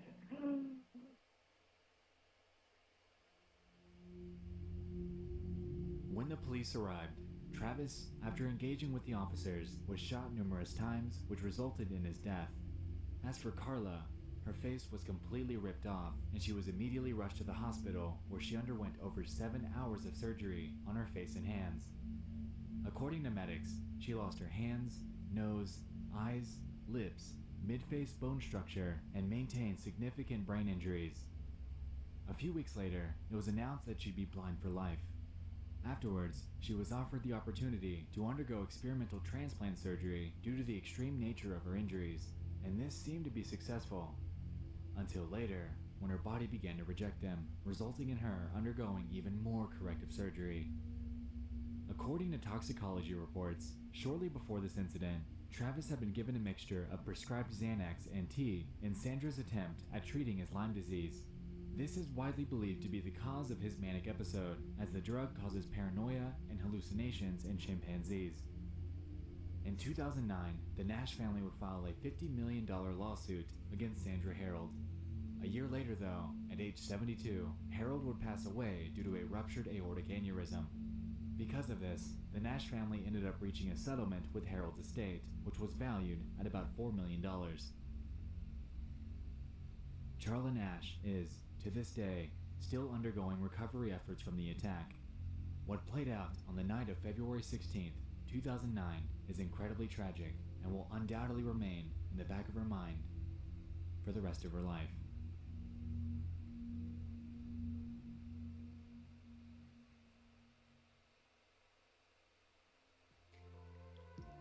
The internet is a beautifully enigmatic place. All over it, we're able to find oddities buried within its darkest corners, and tonight, we've touched on... Should we watch another one or save it for next time?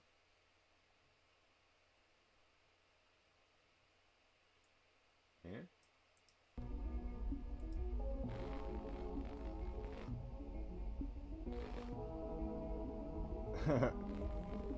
I'm down to sit through another one. That last one was shocking. Wow. I'm gonna change screens though. If you're like me, then you love spending a good Friday night with a drink or snack in hand, binging some creepy websites, videos, and online posts that you might dig up. While we know damn well that these will creep us out and or keep us up all night, there's something about it that's so incredibly captivating that we endlessly subject ourselves to this spooky torture. Welcome back to Disturbing Things from Around the Internet, your one-stop shop for bite-sized and unnerving finds that I've stumbled upon in the last few months. We're on episode 9 now, so if you're craving some more content after this, go check out the playlist on my channel for the 8 other videos from this series to endure. It's time, on this October night, to dive into 5 more hand-picked and disturbing things from around the internet.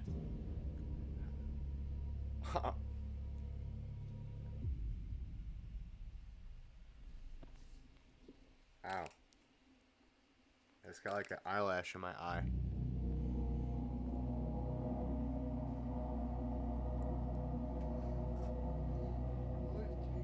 There's a subreddit called r/ghosts that I've been subscribed to for a while now. Most of the content on there typically falls into the category of an orb picture, a video that shows dust flying past a camera, or a testimonial of something out of the ordinary that might have happened to someone.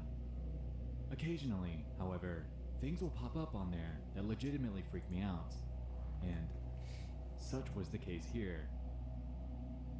On June 30th, a user named EnigmasLight209 made a post. Years ago, my sister had a Dora doll that she really loved that could move its head electronically. However, we never put batteries in it because at the time we couldn't afford a lot of stuff. My mom caught my sister singing and playing with the doll, not even noticing that the doll turns its head to look at her. Attached here is a video that's 33 seconds long. In it, we can see the bizarre phenomenon that it experienced. Have a look.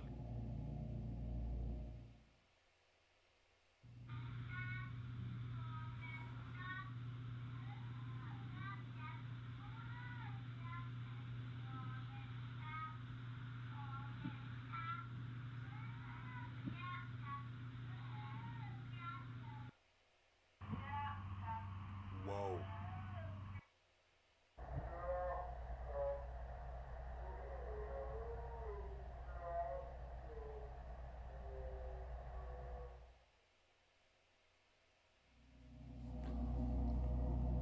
According to the OP, this video was filmed by their mother. Apparently, she thought the singing was cute and whipped her phone out to record. It was only at the moment when the mom finally showed the dad that the weird movement was noticed. Vanishing of David Lewis. They explained. Okay. While I have no way to show credibility other than my word, I'll add a bit of info. My mom and sister were the only ones home at the time, and my mom thought my sister was really cute singing and stuff. When my dad came home, my mom showed him the video of her, and he was the one to notice its movement. He's actually the one who recorded the video I posted in this post. As for the doll, he threw it away that same night. Now, if there's one thing I've learned from running this channel, it's to always remain a skeptic. Enigma's Light definitely seems genuine here, and while I'd love to believe that we've captured some sort of ghost activity on camera, unfortunately, without concrete proof that there weren't any batteries inside of it, it's hard to completely run with their story.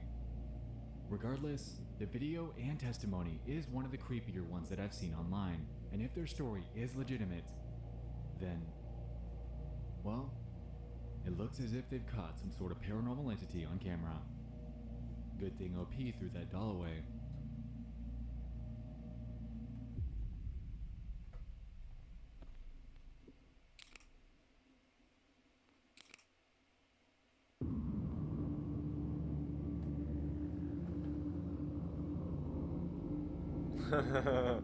Entry number 2 comes from YouTube. Back in February of 2011, a user by the name of Boog731 would begin to make a series of videos outlining an extremely odd stalking situation that they'd become wrapped up in. According to a February 12th upload, Boog claims that for several months, a guy has made it a point to sit next to him on the train, follow him from there to his car, and strike up conversations that led absolutely nowhere. After threatening legal action, he still unapologetically persisted. Apparently, this all stemmed from one simple conversation that this man, named Gerard, attempted to start with him months prior. Unbeknownst to Boog, this simple convo would result in him opening up a can of worms that would become his worst nightmare. On his channel, we see 4 videos in different situations, all surrounding Gerard following him on different days.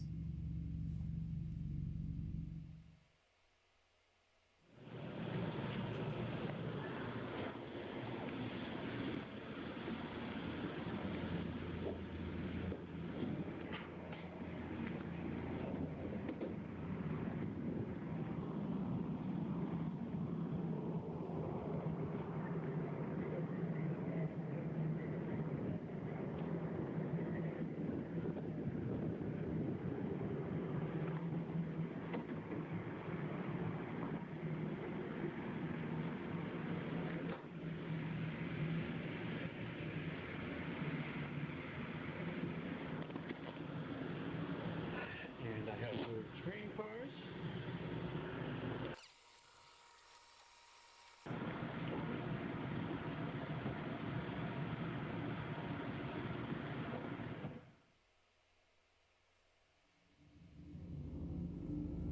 Eventually, Boog becomes fed up and decides to confront him directly about his incessant stalking.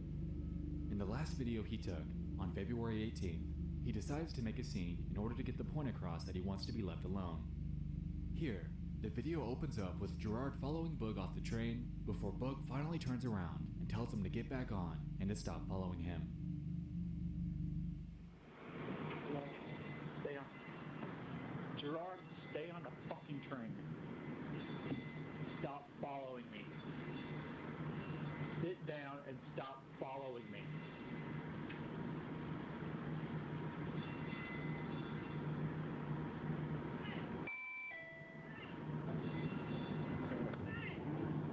Sit down and stop following me. We're going. Sit down.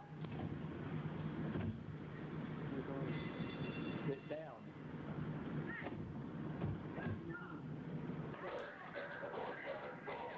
Can you get him to stop following me, please? Okay, somebody to get off the train and somebody to stay on. Okay? Why are you following him? I don't know.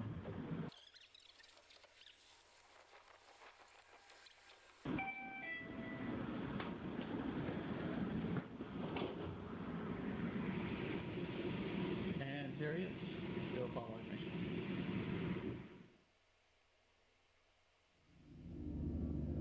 As we could see, even the efforts by the woman that helped him board a different train car were futile, as the second that Boog sat down and looked to the left, Gerard was staring directly at him.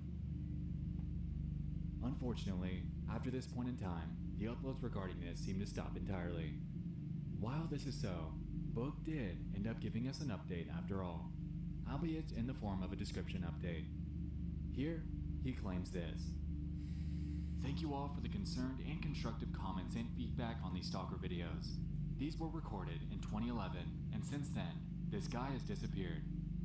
After bringing the police in on the matter, I think he got the hint and I was left alone. There are numerous other events that weirded me out, which aren't detailed in the videos, but I was lucky and was unscathed in all of my interactions. So, luckily Boog was okay. Regardless though, acquiring a stalker is never a fun situation to deal with. Boog had no idea who this guy was or what he was capable of, and if he was this persistent in following him on camera, I can only imagine where else he possibly followed him when they were turned off.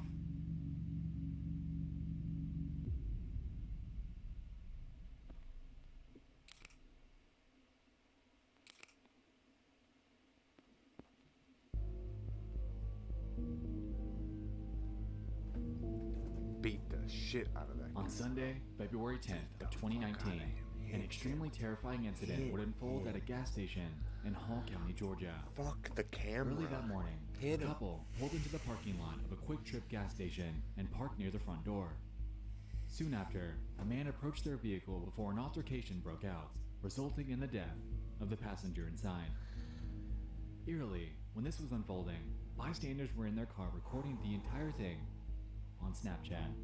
The video that you're about to watch is about 30 seconds long and is absolutely chilling.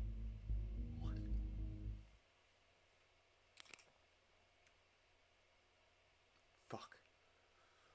Oh, Jesus.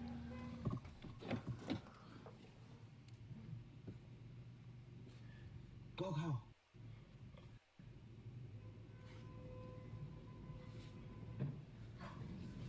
Yo. Look, he has his gun out.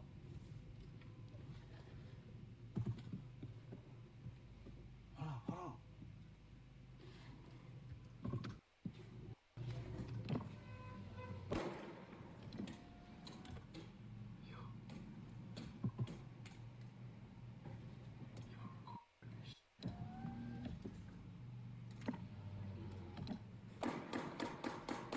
Yo. Go.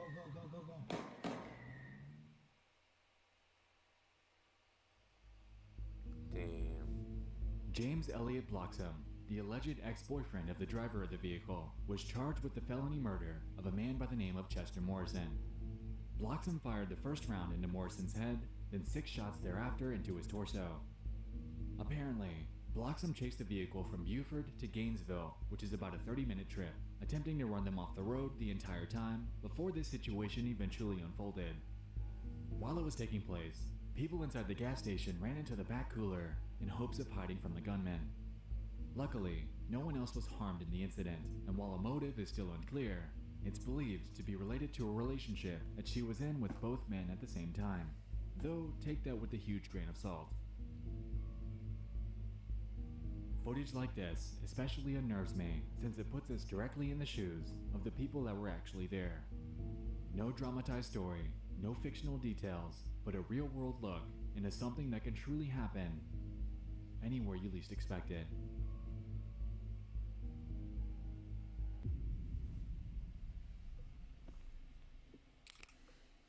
That was fucked up.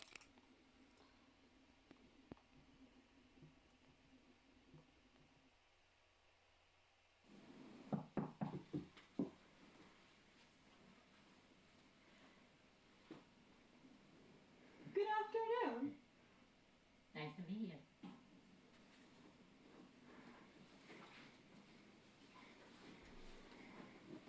I'm so glad you can make it here today.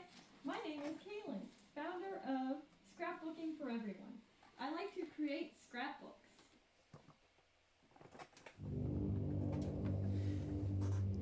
What the fuck?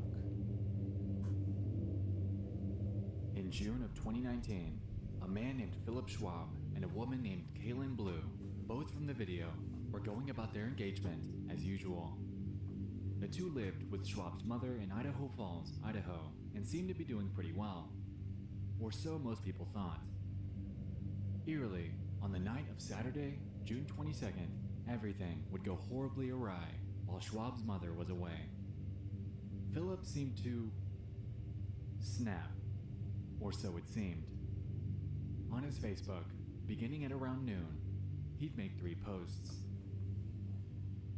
What would I be doing with a shovel, bitch? How to get away with murder, twice. If stabbing people is wrong, I don't want to be right. And the next night, his posts would become even stranger. 9:01. Outside are the dogs. 9:45. You know it's coming. I'd love to stay and chat, but you are a bitch. Silent but deadly. Still smells better than you, bitch. She deserved quicker. Should have known. God backwards. Spend all day kissing ass. You know they eat dog in China. See, Don? 2 sides to every coin. Enjoying the show, Cheech? Need warm-up music? Yeah, you're next, Dad.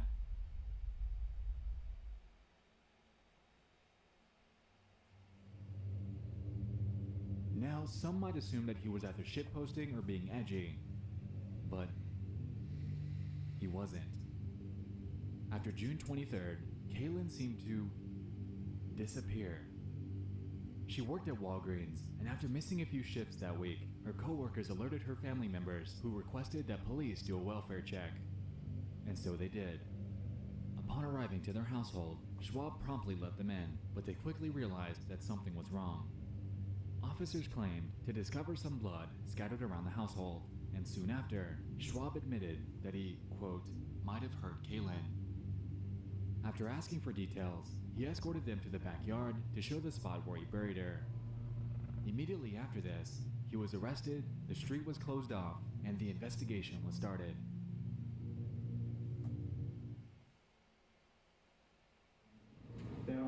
That the defendant, Philip Michael Schwab, on or about the 23rd day of June, What the F, 2019, in the county of Bonneville, state of Idaho, did willfully, unlawfully, deliberately, with malice, aforethought, and premeditation, kill Kaylin Marie Blue, a human being, by stabbing her, thereby causing her death.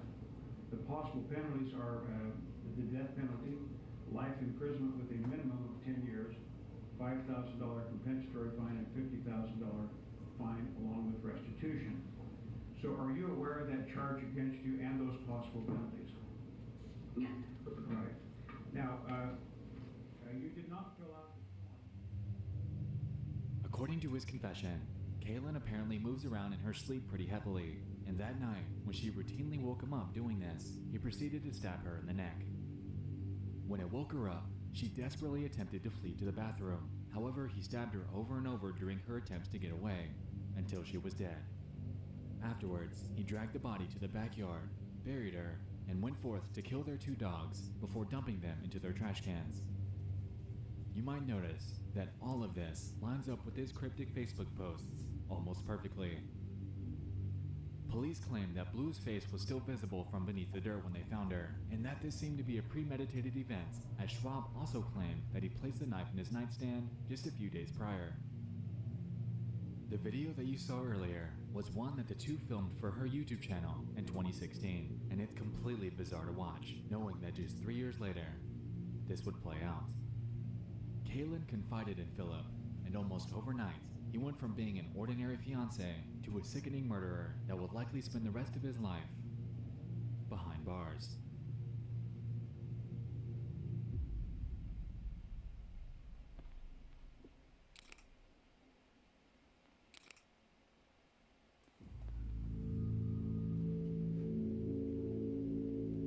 What the fuck?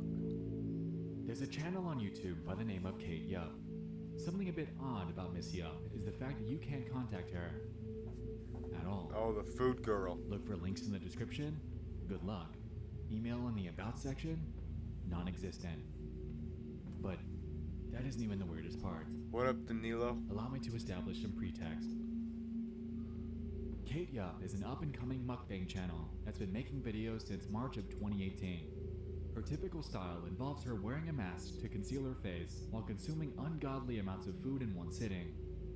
Now, it's pretty normal stuff in the world of mukbang, but it gets deeper. At one point, Kate made videos weekly. Now, it's monthly, if that. Her audience began picking up on her slowing upload schedule, but really didn't think much of it because it's really not that out of the ordinary. So why are we talking about her? Well, there's one video on her channel that successfully sparked a wildfire of theories, pondering if she's being held captive. In this upload, her audience began to notice things. Signs that something was awry.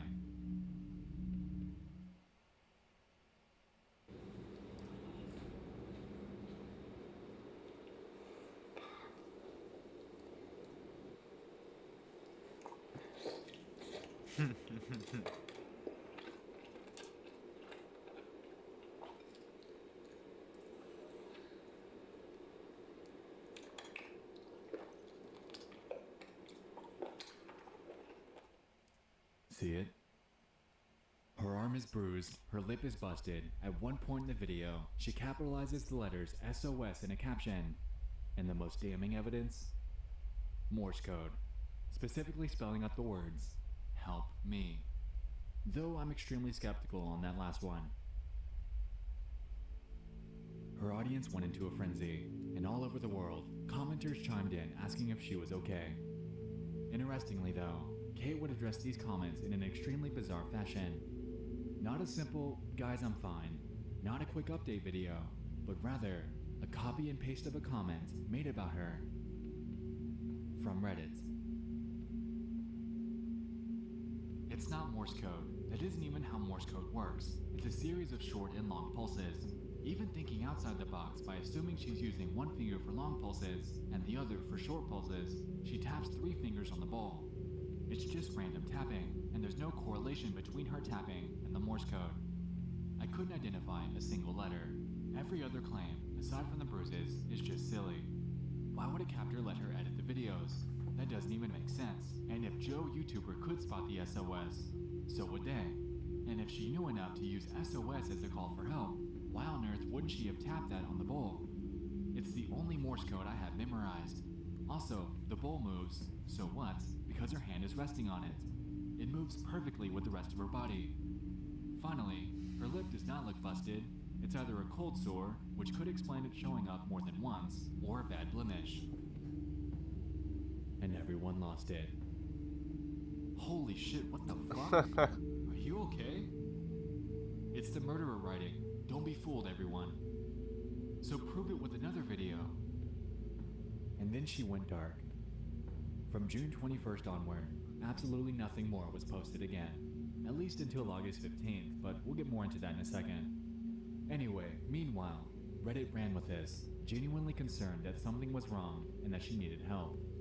Thread after thread was made, discussing various theories with this, but without any way to contact Kate at all, outside of her comment section. Putting these theories to rest was futile.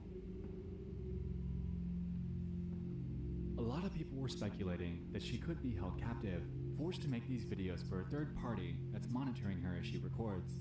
They supported this by showing that in one of the videos, the bowl moves without her touching it, implying that, coupled with the capitalized SOS, her busted lip, and the bruised arm, this is all against her will. But was she? Or was everyone overthinking this?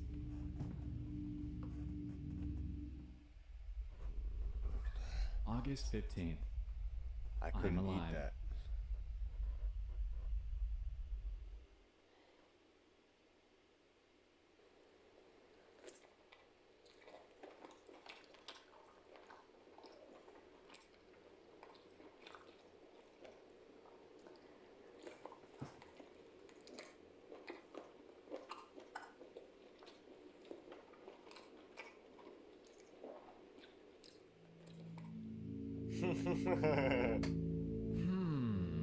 You notice anything odd about the bolded letters in the captions?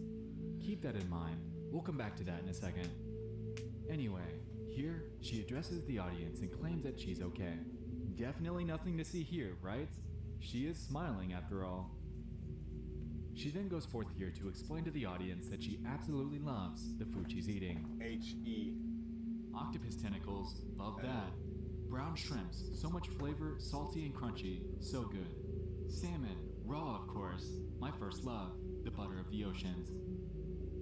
But then you notice that she didn't capitalize the beginning of these. I wonder why.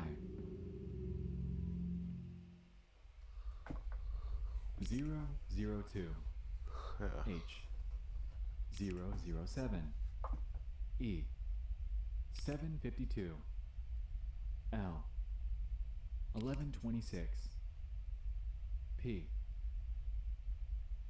Interesting.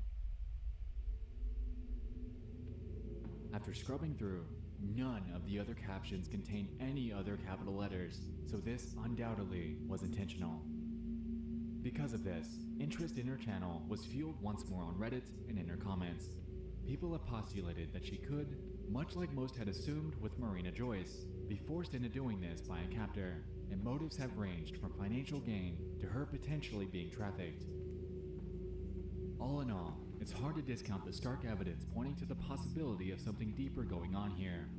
Kate Yup is a bizarrely confined channel, locked solely into the realm of YouTube, giving us absolutely no method of contacting her outside the platform. While in her latest upload, the help acrostic is the most obvious, it could simply be her playing into this newfound mystery for clicks. If she isn't, however, then we're firsthand witnessing someone that's in trouble, desperately reaching out in any way she's able in order to gain a sliver of help.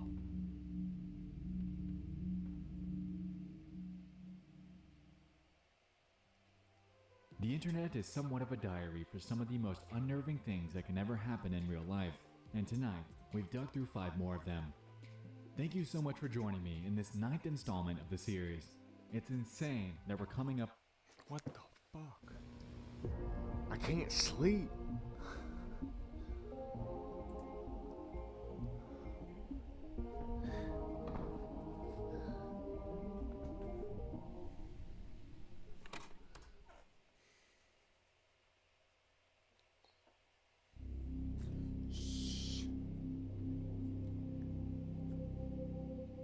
There's a certain beauty that exists and works in media that can both scare and engage you. The many nights that I've spent awake, lights off, blanket on, soaking up content from the darker side of the world that we all live in has blessed me with both memories and scars that will live with me for a lifetime. I love to be scared, and given the fact that you're here tonight, it's safe to assume that you do too. Shut up. I started this series back in 2018 because there were a few creepy oddities that I found back at that point in time. But little did naive me know that if you do a bit of digging, you'll unearth a bit more than you were ever prepared for. I've heard a group related to the World Cup thing. Tonight, I aim to celebrate the 10th episode of this series with some of the most bone-chilling discoveries that I've come across to date. I mean that, if you're here for a casual viewing experience, I suggest you leave now. It's time to get into 5 more hand-picked and disturbing things from around the internet. You're from around the internet? You disgust me.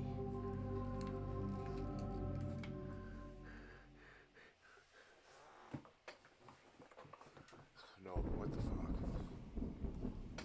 Like, what the actual fuck? Oh, that'd be creepy.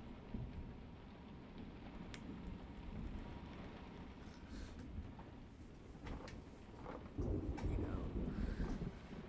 Come on, come on, come on, come on, come on. Give it. The popularity of doorbell cameras has been on the rise since the mid-2010s.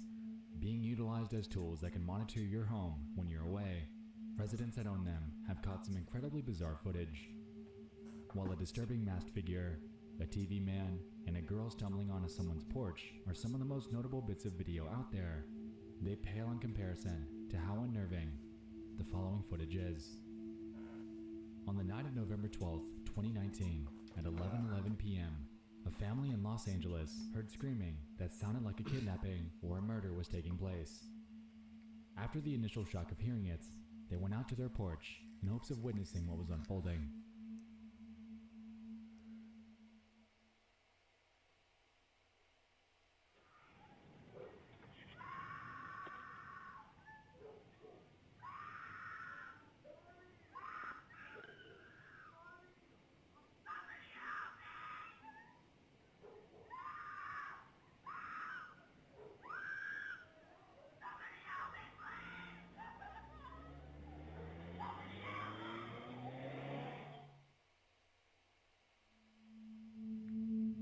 Shortly after this incident, the police were called out to location to investigate.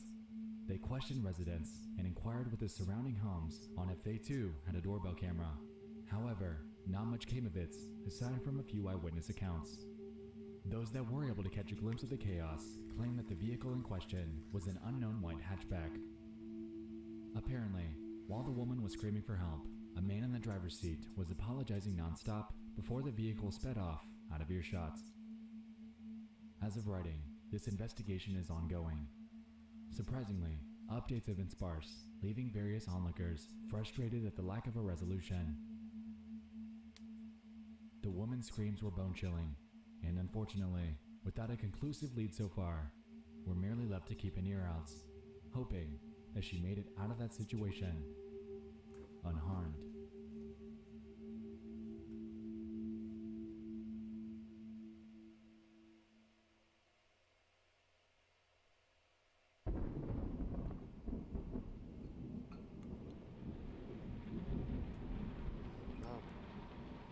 Oh, I wonder if this is the one where the guy gets the noose on his head.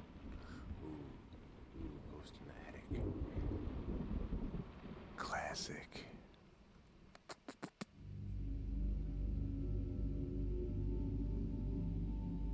On June 26, 2019, a Redditor named Bleachpong would make a post that would quickly shoot to the top of the r/paranormal subreddit.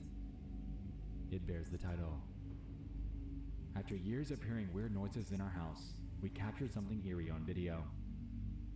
Here, they go forth to explain a bit of backstory about some strange happenings that have played out in their home, while accompanying this entire post with an extremely eerie video. In that backstory, they explain the following.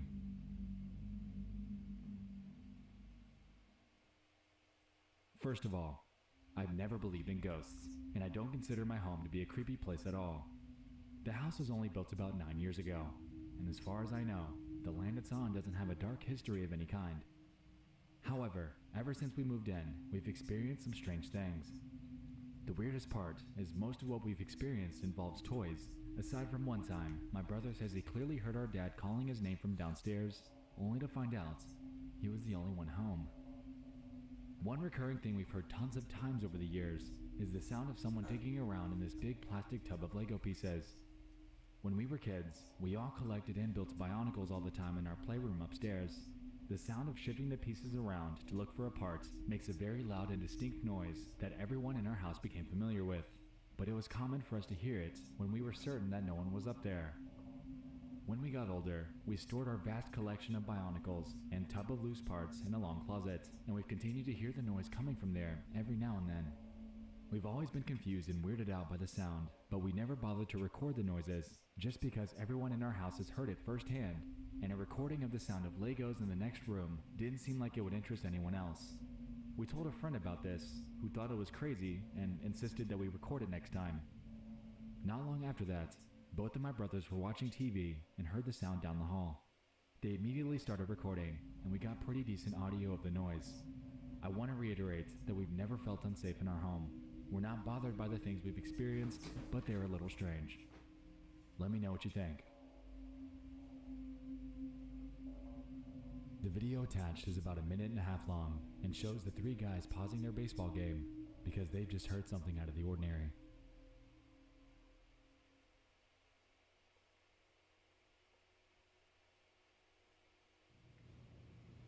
Dude, I can clearly hear that. Yeah, I hear that very loudly.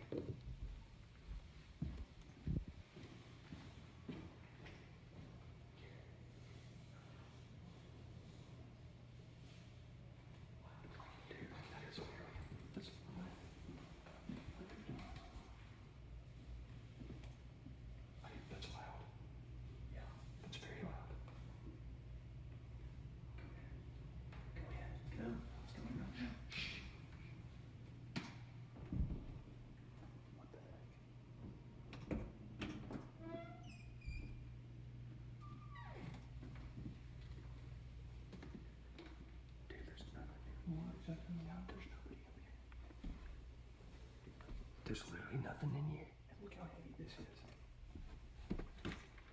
Yeah. There's nothing up here.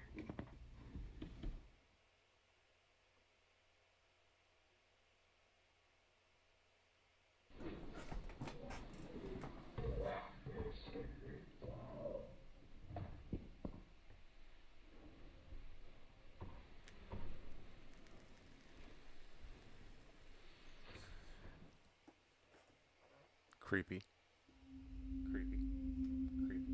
As we can see in that footage, the upper torso of that large action figure moved, just like that door doll in the previous Disturbing Things episode. People have gone forth to claim that it could either be a battery-powered figure, or that a mouse might have bumped it, but Bleachpong denied these both, accompanying their explanation with a full photo of how it was built. Furthermore, they claim that if it were a mouse, then, if anything, they'd merely move a few pieces around and not its entire torso.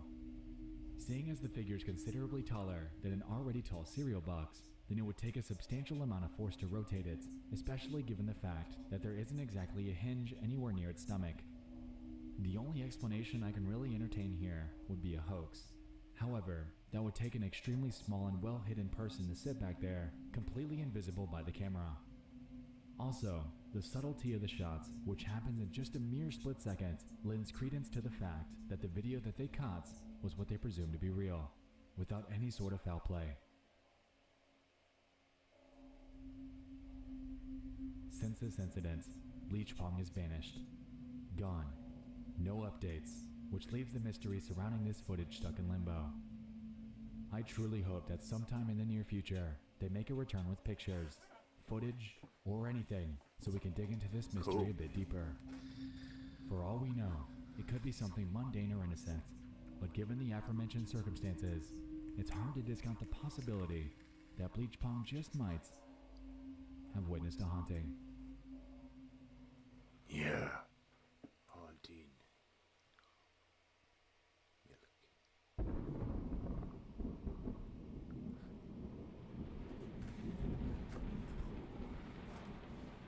Scare me some more, Dad.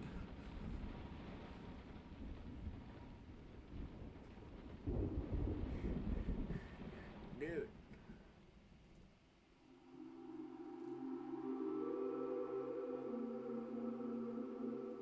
Up next involves a man by the name of Tim Birmingham.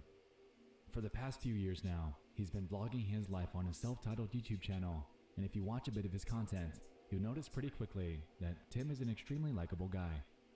He's a big foodie, he loves the Detroit Lions, and ultimately seems to carry a pretty easygoing life.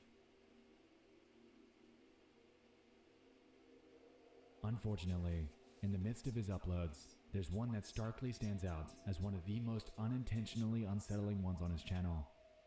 In an upload titled, "She's Still Sleeping," we're able to observe one of his daily vlogs.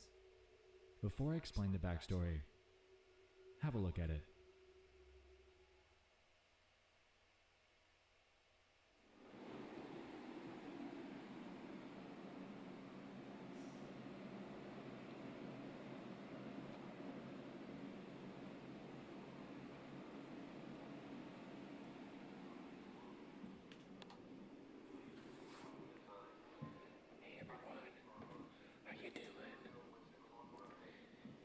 Hey, it's me, Timothy.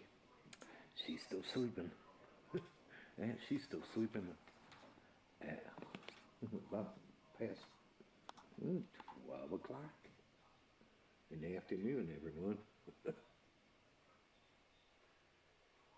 is a rarity for Penny to do, is sleeping. But yeah, she's sleeping away. Wow, can't believe it. Can't believe it. Amazing, she's sleeping in. Not used to seeing her sleep in. Usually she's up and being on her computer or doing something, but she must be tired. Penny's dead. In the video, Tim cheerfully explains that his wife is sleeping in abnormally late, and that she's usually up by this point playing on the computer.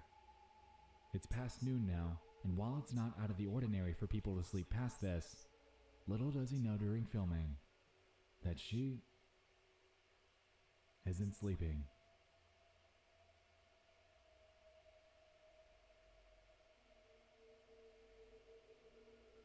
Penny Bice, Tim's significant other, passed away that night in her sleep due to unknown circumstances. In a follow-up video to this one, he explains that she was up the night before, playing on her computer, and went to bed as usual. The two apparently fight over the blanket pretty often, and he recalls her doing that night, all with no real indication that anything was vitally wrong. Also in this, Tim addresses some of the comments that people left, heavily criticizing him for keeping the video up. He claimed that he wanted to leave it be so he could have something to remember her by, and seeing as this was over 2 years ago now, it seems that he held true to his word.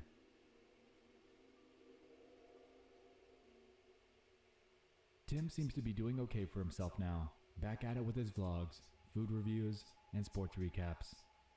Occasionally, he'll upload tribute videos about his beloved Penny, and these are usually met with overwhelming support.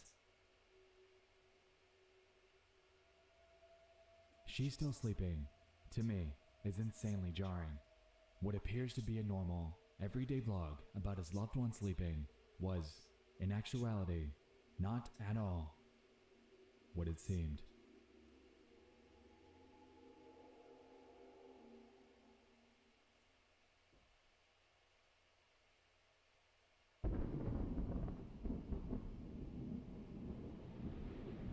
Man, I feel bad for Timothy.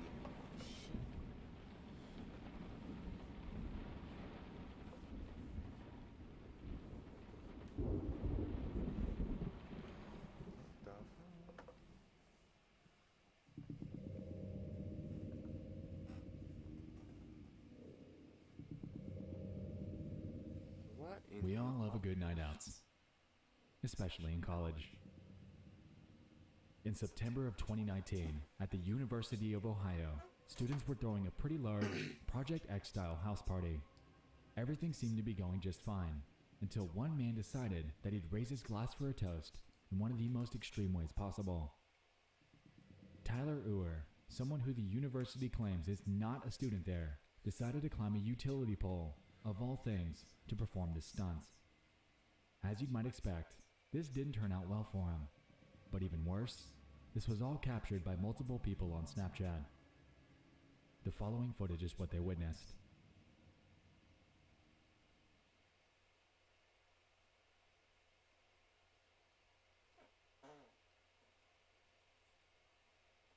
This guy's a fool, dude. Oh, God. Don't do this stupid stuff, my friends.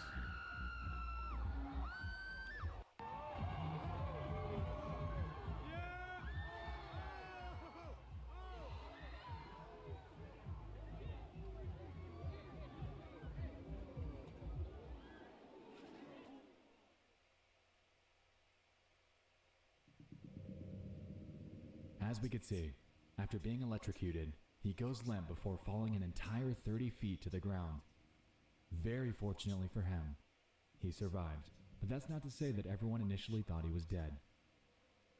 On social media, these videos blew up. Because of this, people honed in on Barstool Sports, a Twitter account that's notorious for tweeting out stunts pulled by college students. At the time, though, many, including them, didn't believe the fact that he survived, and so they put out the following message. Dude, Dumbo. Please stop messaging us the video of the guy getting electrocuted on Palmer tonight. We're not posting it. In the first response to this, though, we're able to see the gruesome aftermath of what happened. A Twitter user named Zushin tweeted the following. Well, here's the aftermath. He's okay. With this video.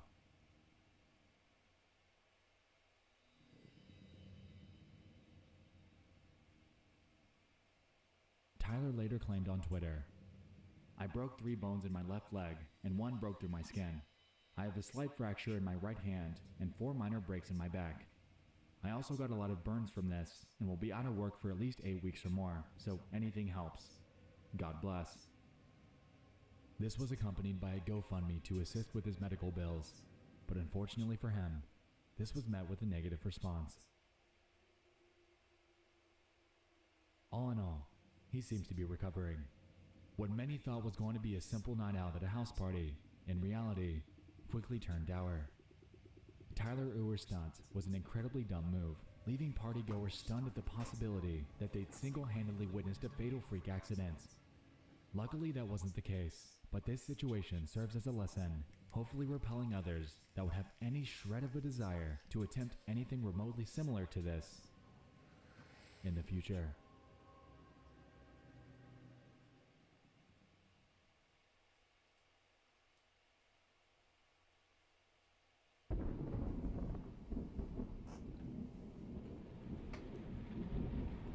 What the fuck? What the actual F?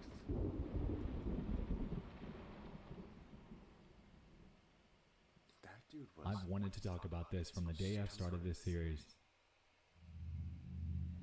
so fucking stupid. To cap off this episode, I wanted to discuss what I personally believe to be, by far, one of the most disturbing pieces of media that presently exists on the internet.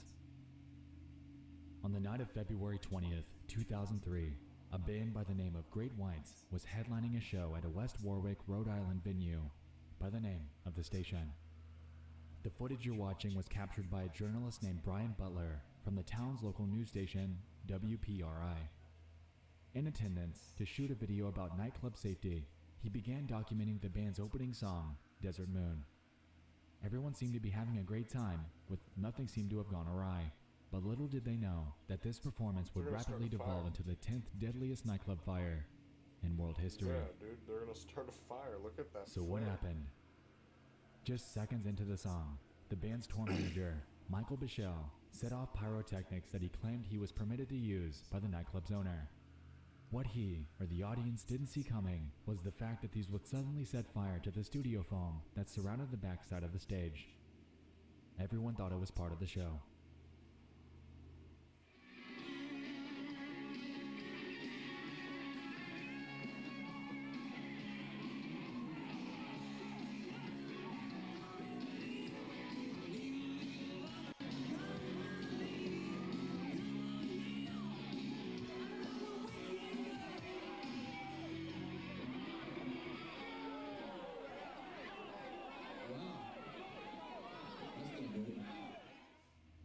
Once people began to realize that the fire wasn't intended, a manic rush to get out took place.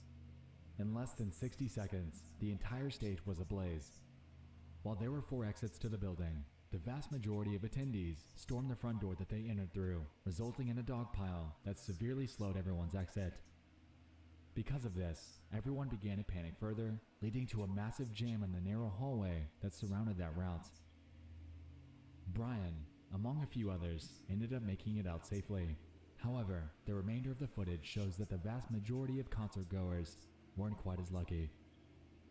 In the latter half of the video, screams, mass panic, and smoke can be observed coming from the building that, after a matter of minutes, was completely ablaze.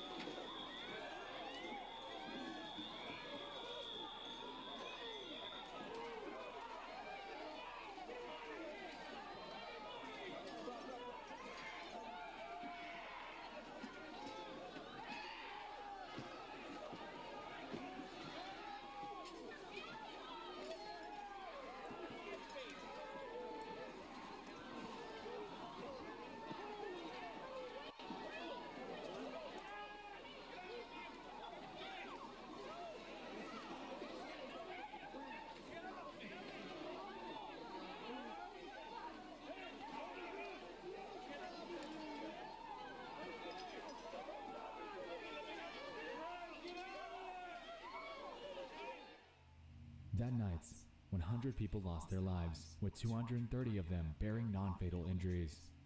Among those that passed were the band's guitarist, Tyler Longley, and the show's MC. No, they accidentally started a fire and everyone tried to rush out and they got stuck in the hallway. Their equipment.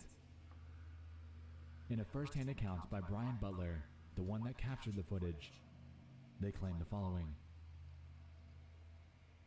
It was that fast.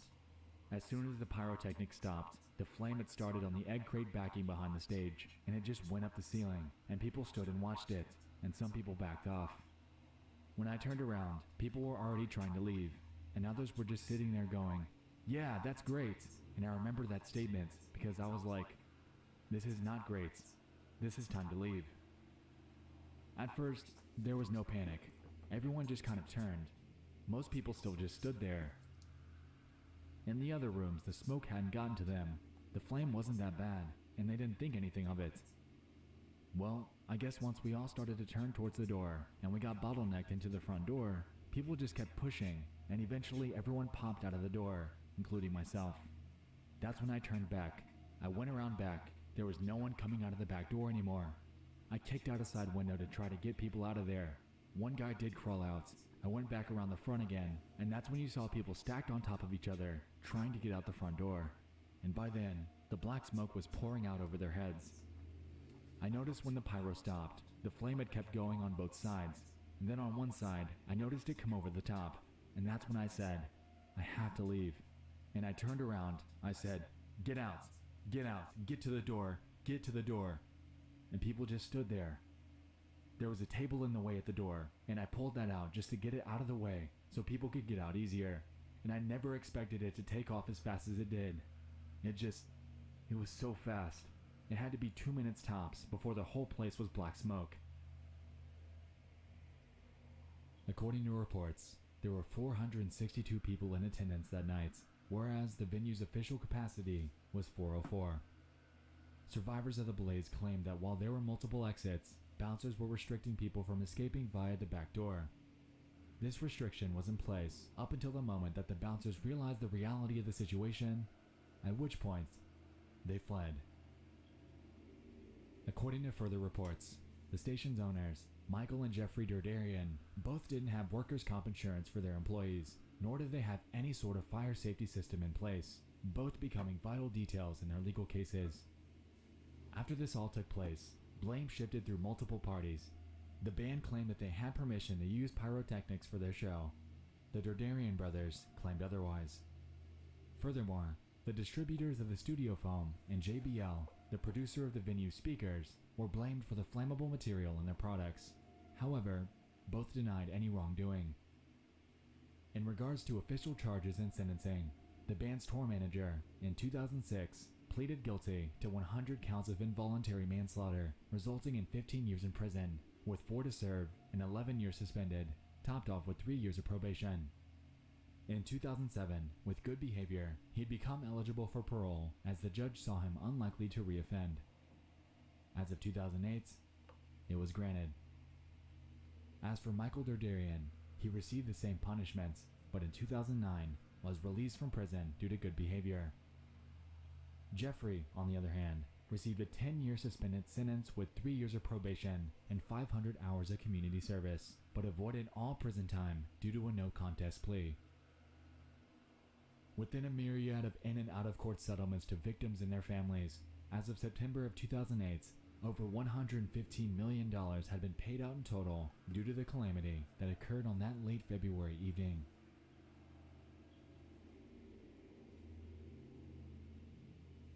The station nightclub fire, in its entirety, is a situation that never should have happened. From the pyrotechnics, to the lack of a fire safety system, to the bouncers forbidding people from exiting, the entire incident is something that will forever go down as one of the worst tragedies in recent history. 100 lives were lost, lives that were in attendance to simply have a good time and enjoy a rock band. Lives that did not deserve, by any stretch, to have their existence brutally taken from them. That is nuts. Yeah. That was fucked up. Tonight, we've explored some of the most disturbing bits of media that are out there. Like I said, if you... I think I gotta go to bed, guys. I think I gotta pass out. We're gonna be back at it tonight. Tomorrow morning. Whatever time. You know. It's time somewhere. You know. Like... something like that. You know what I'm saying? Time. It exists. It's a thing. We use it to measure the rate at which matter expands. You know, so it's pretty good. Time's good. Time is good. It's a good time. You know what I'm saying? Just don't do drugs.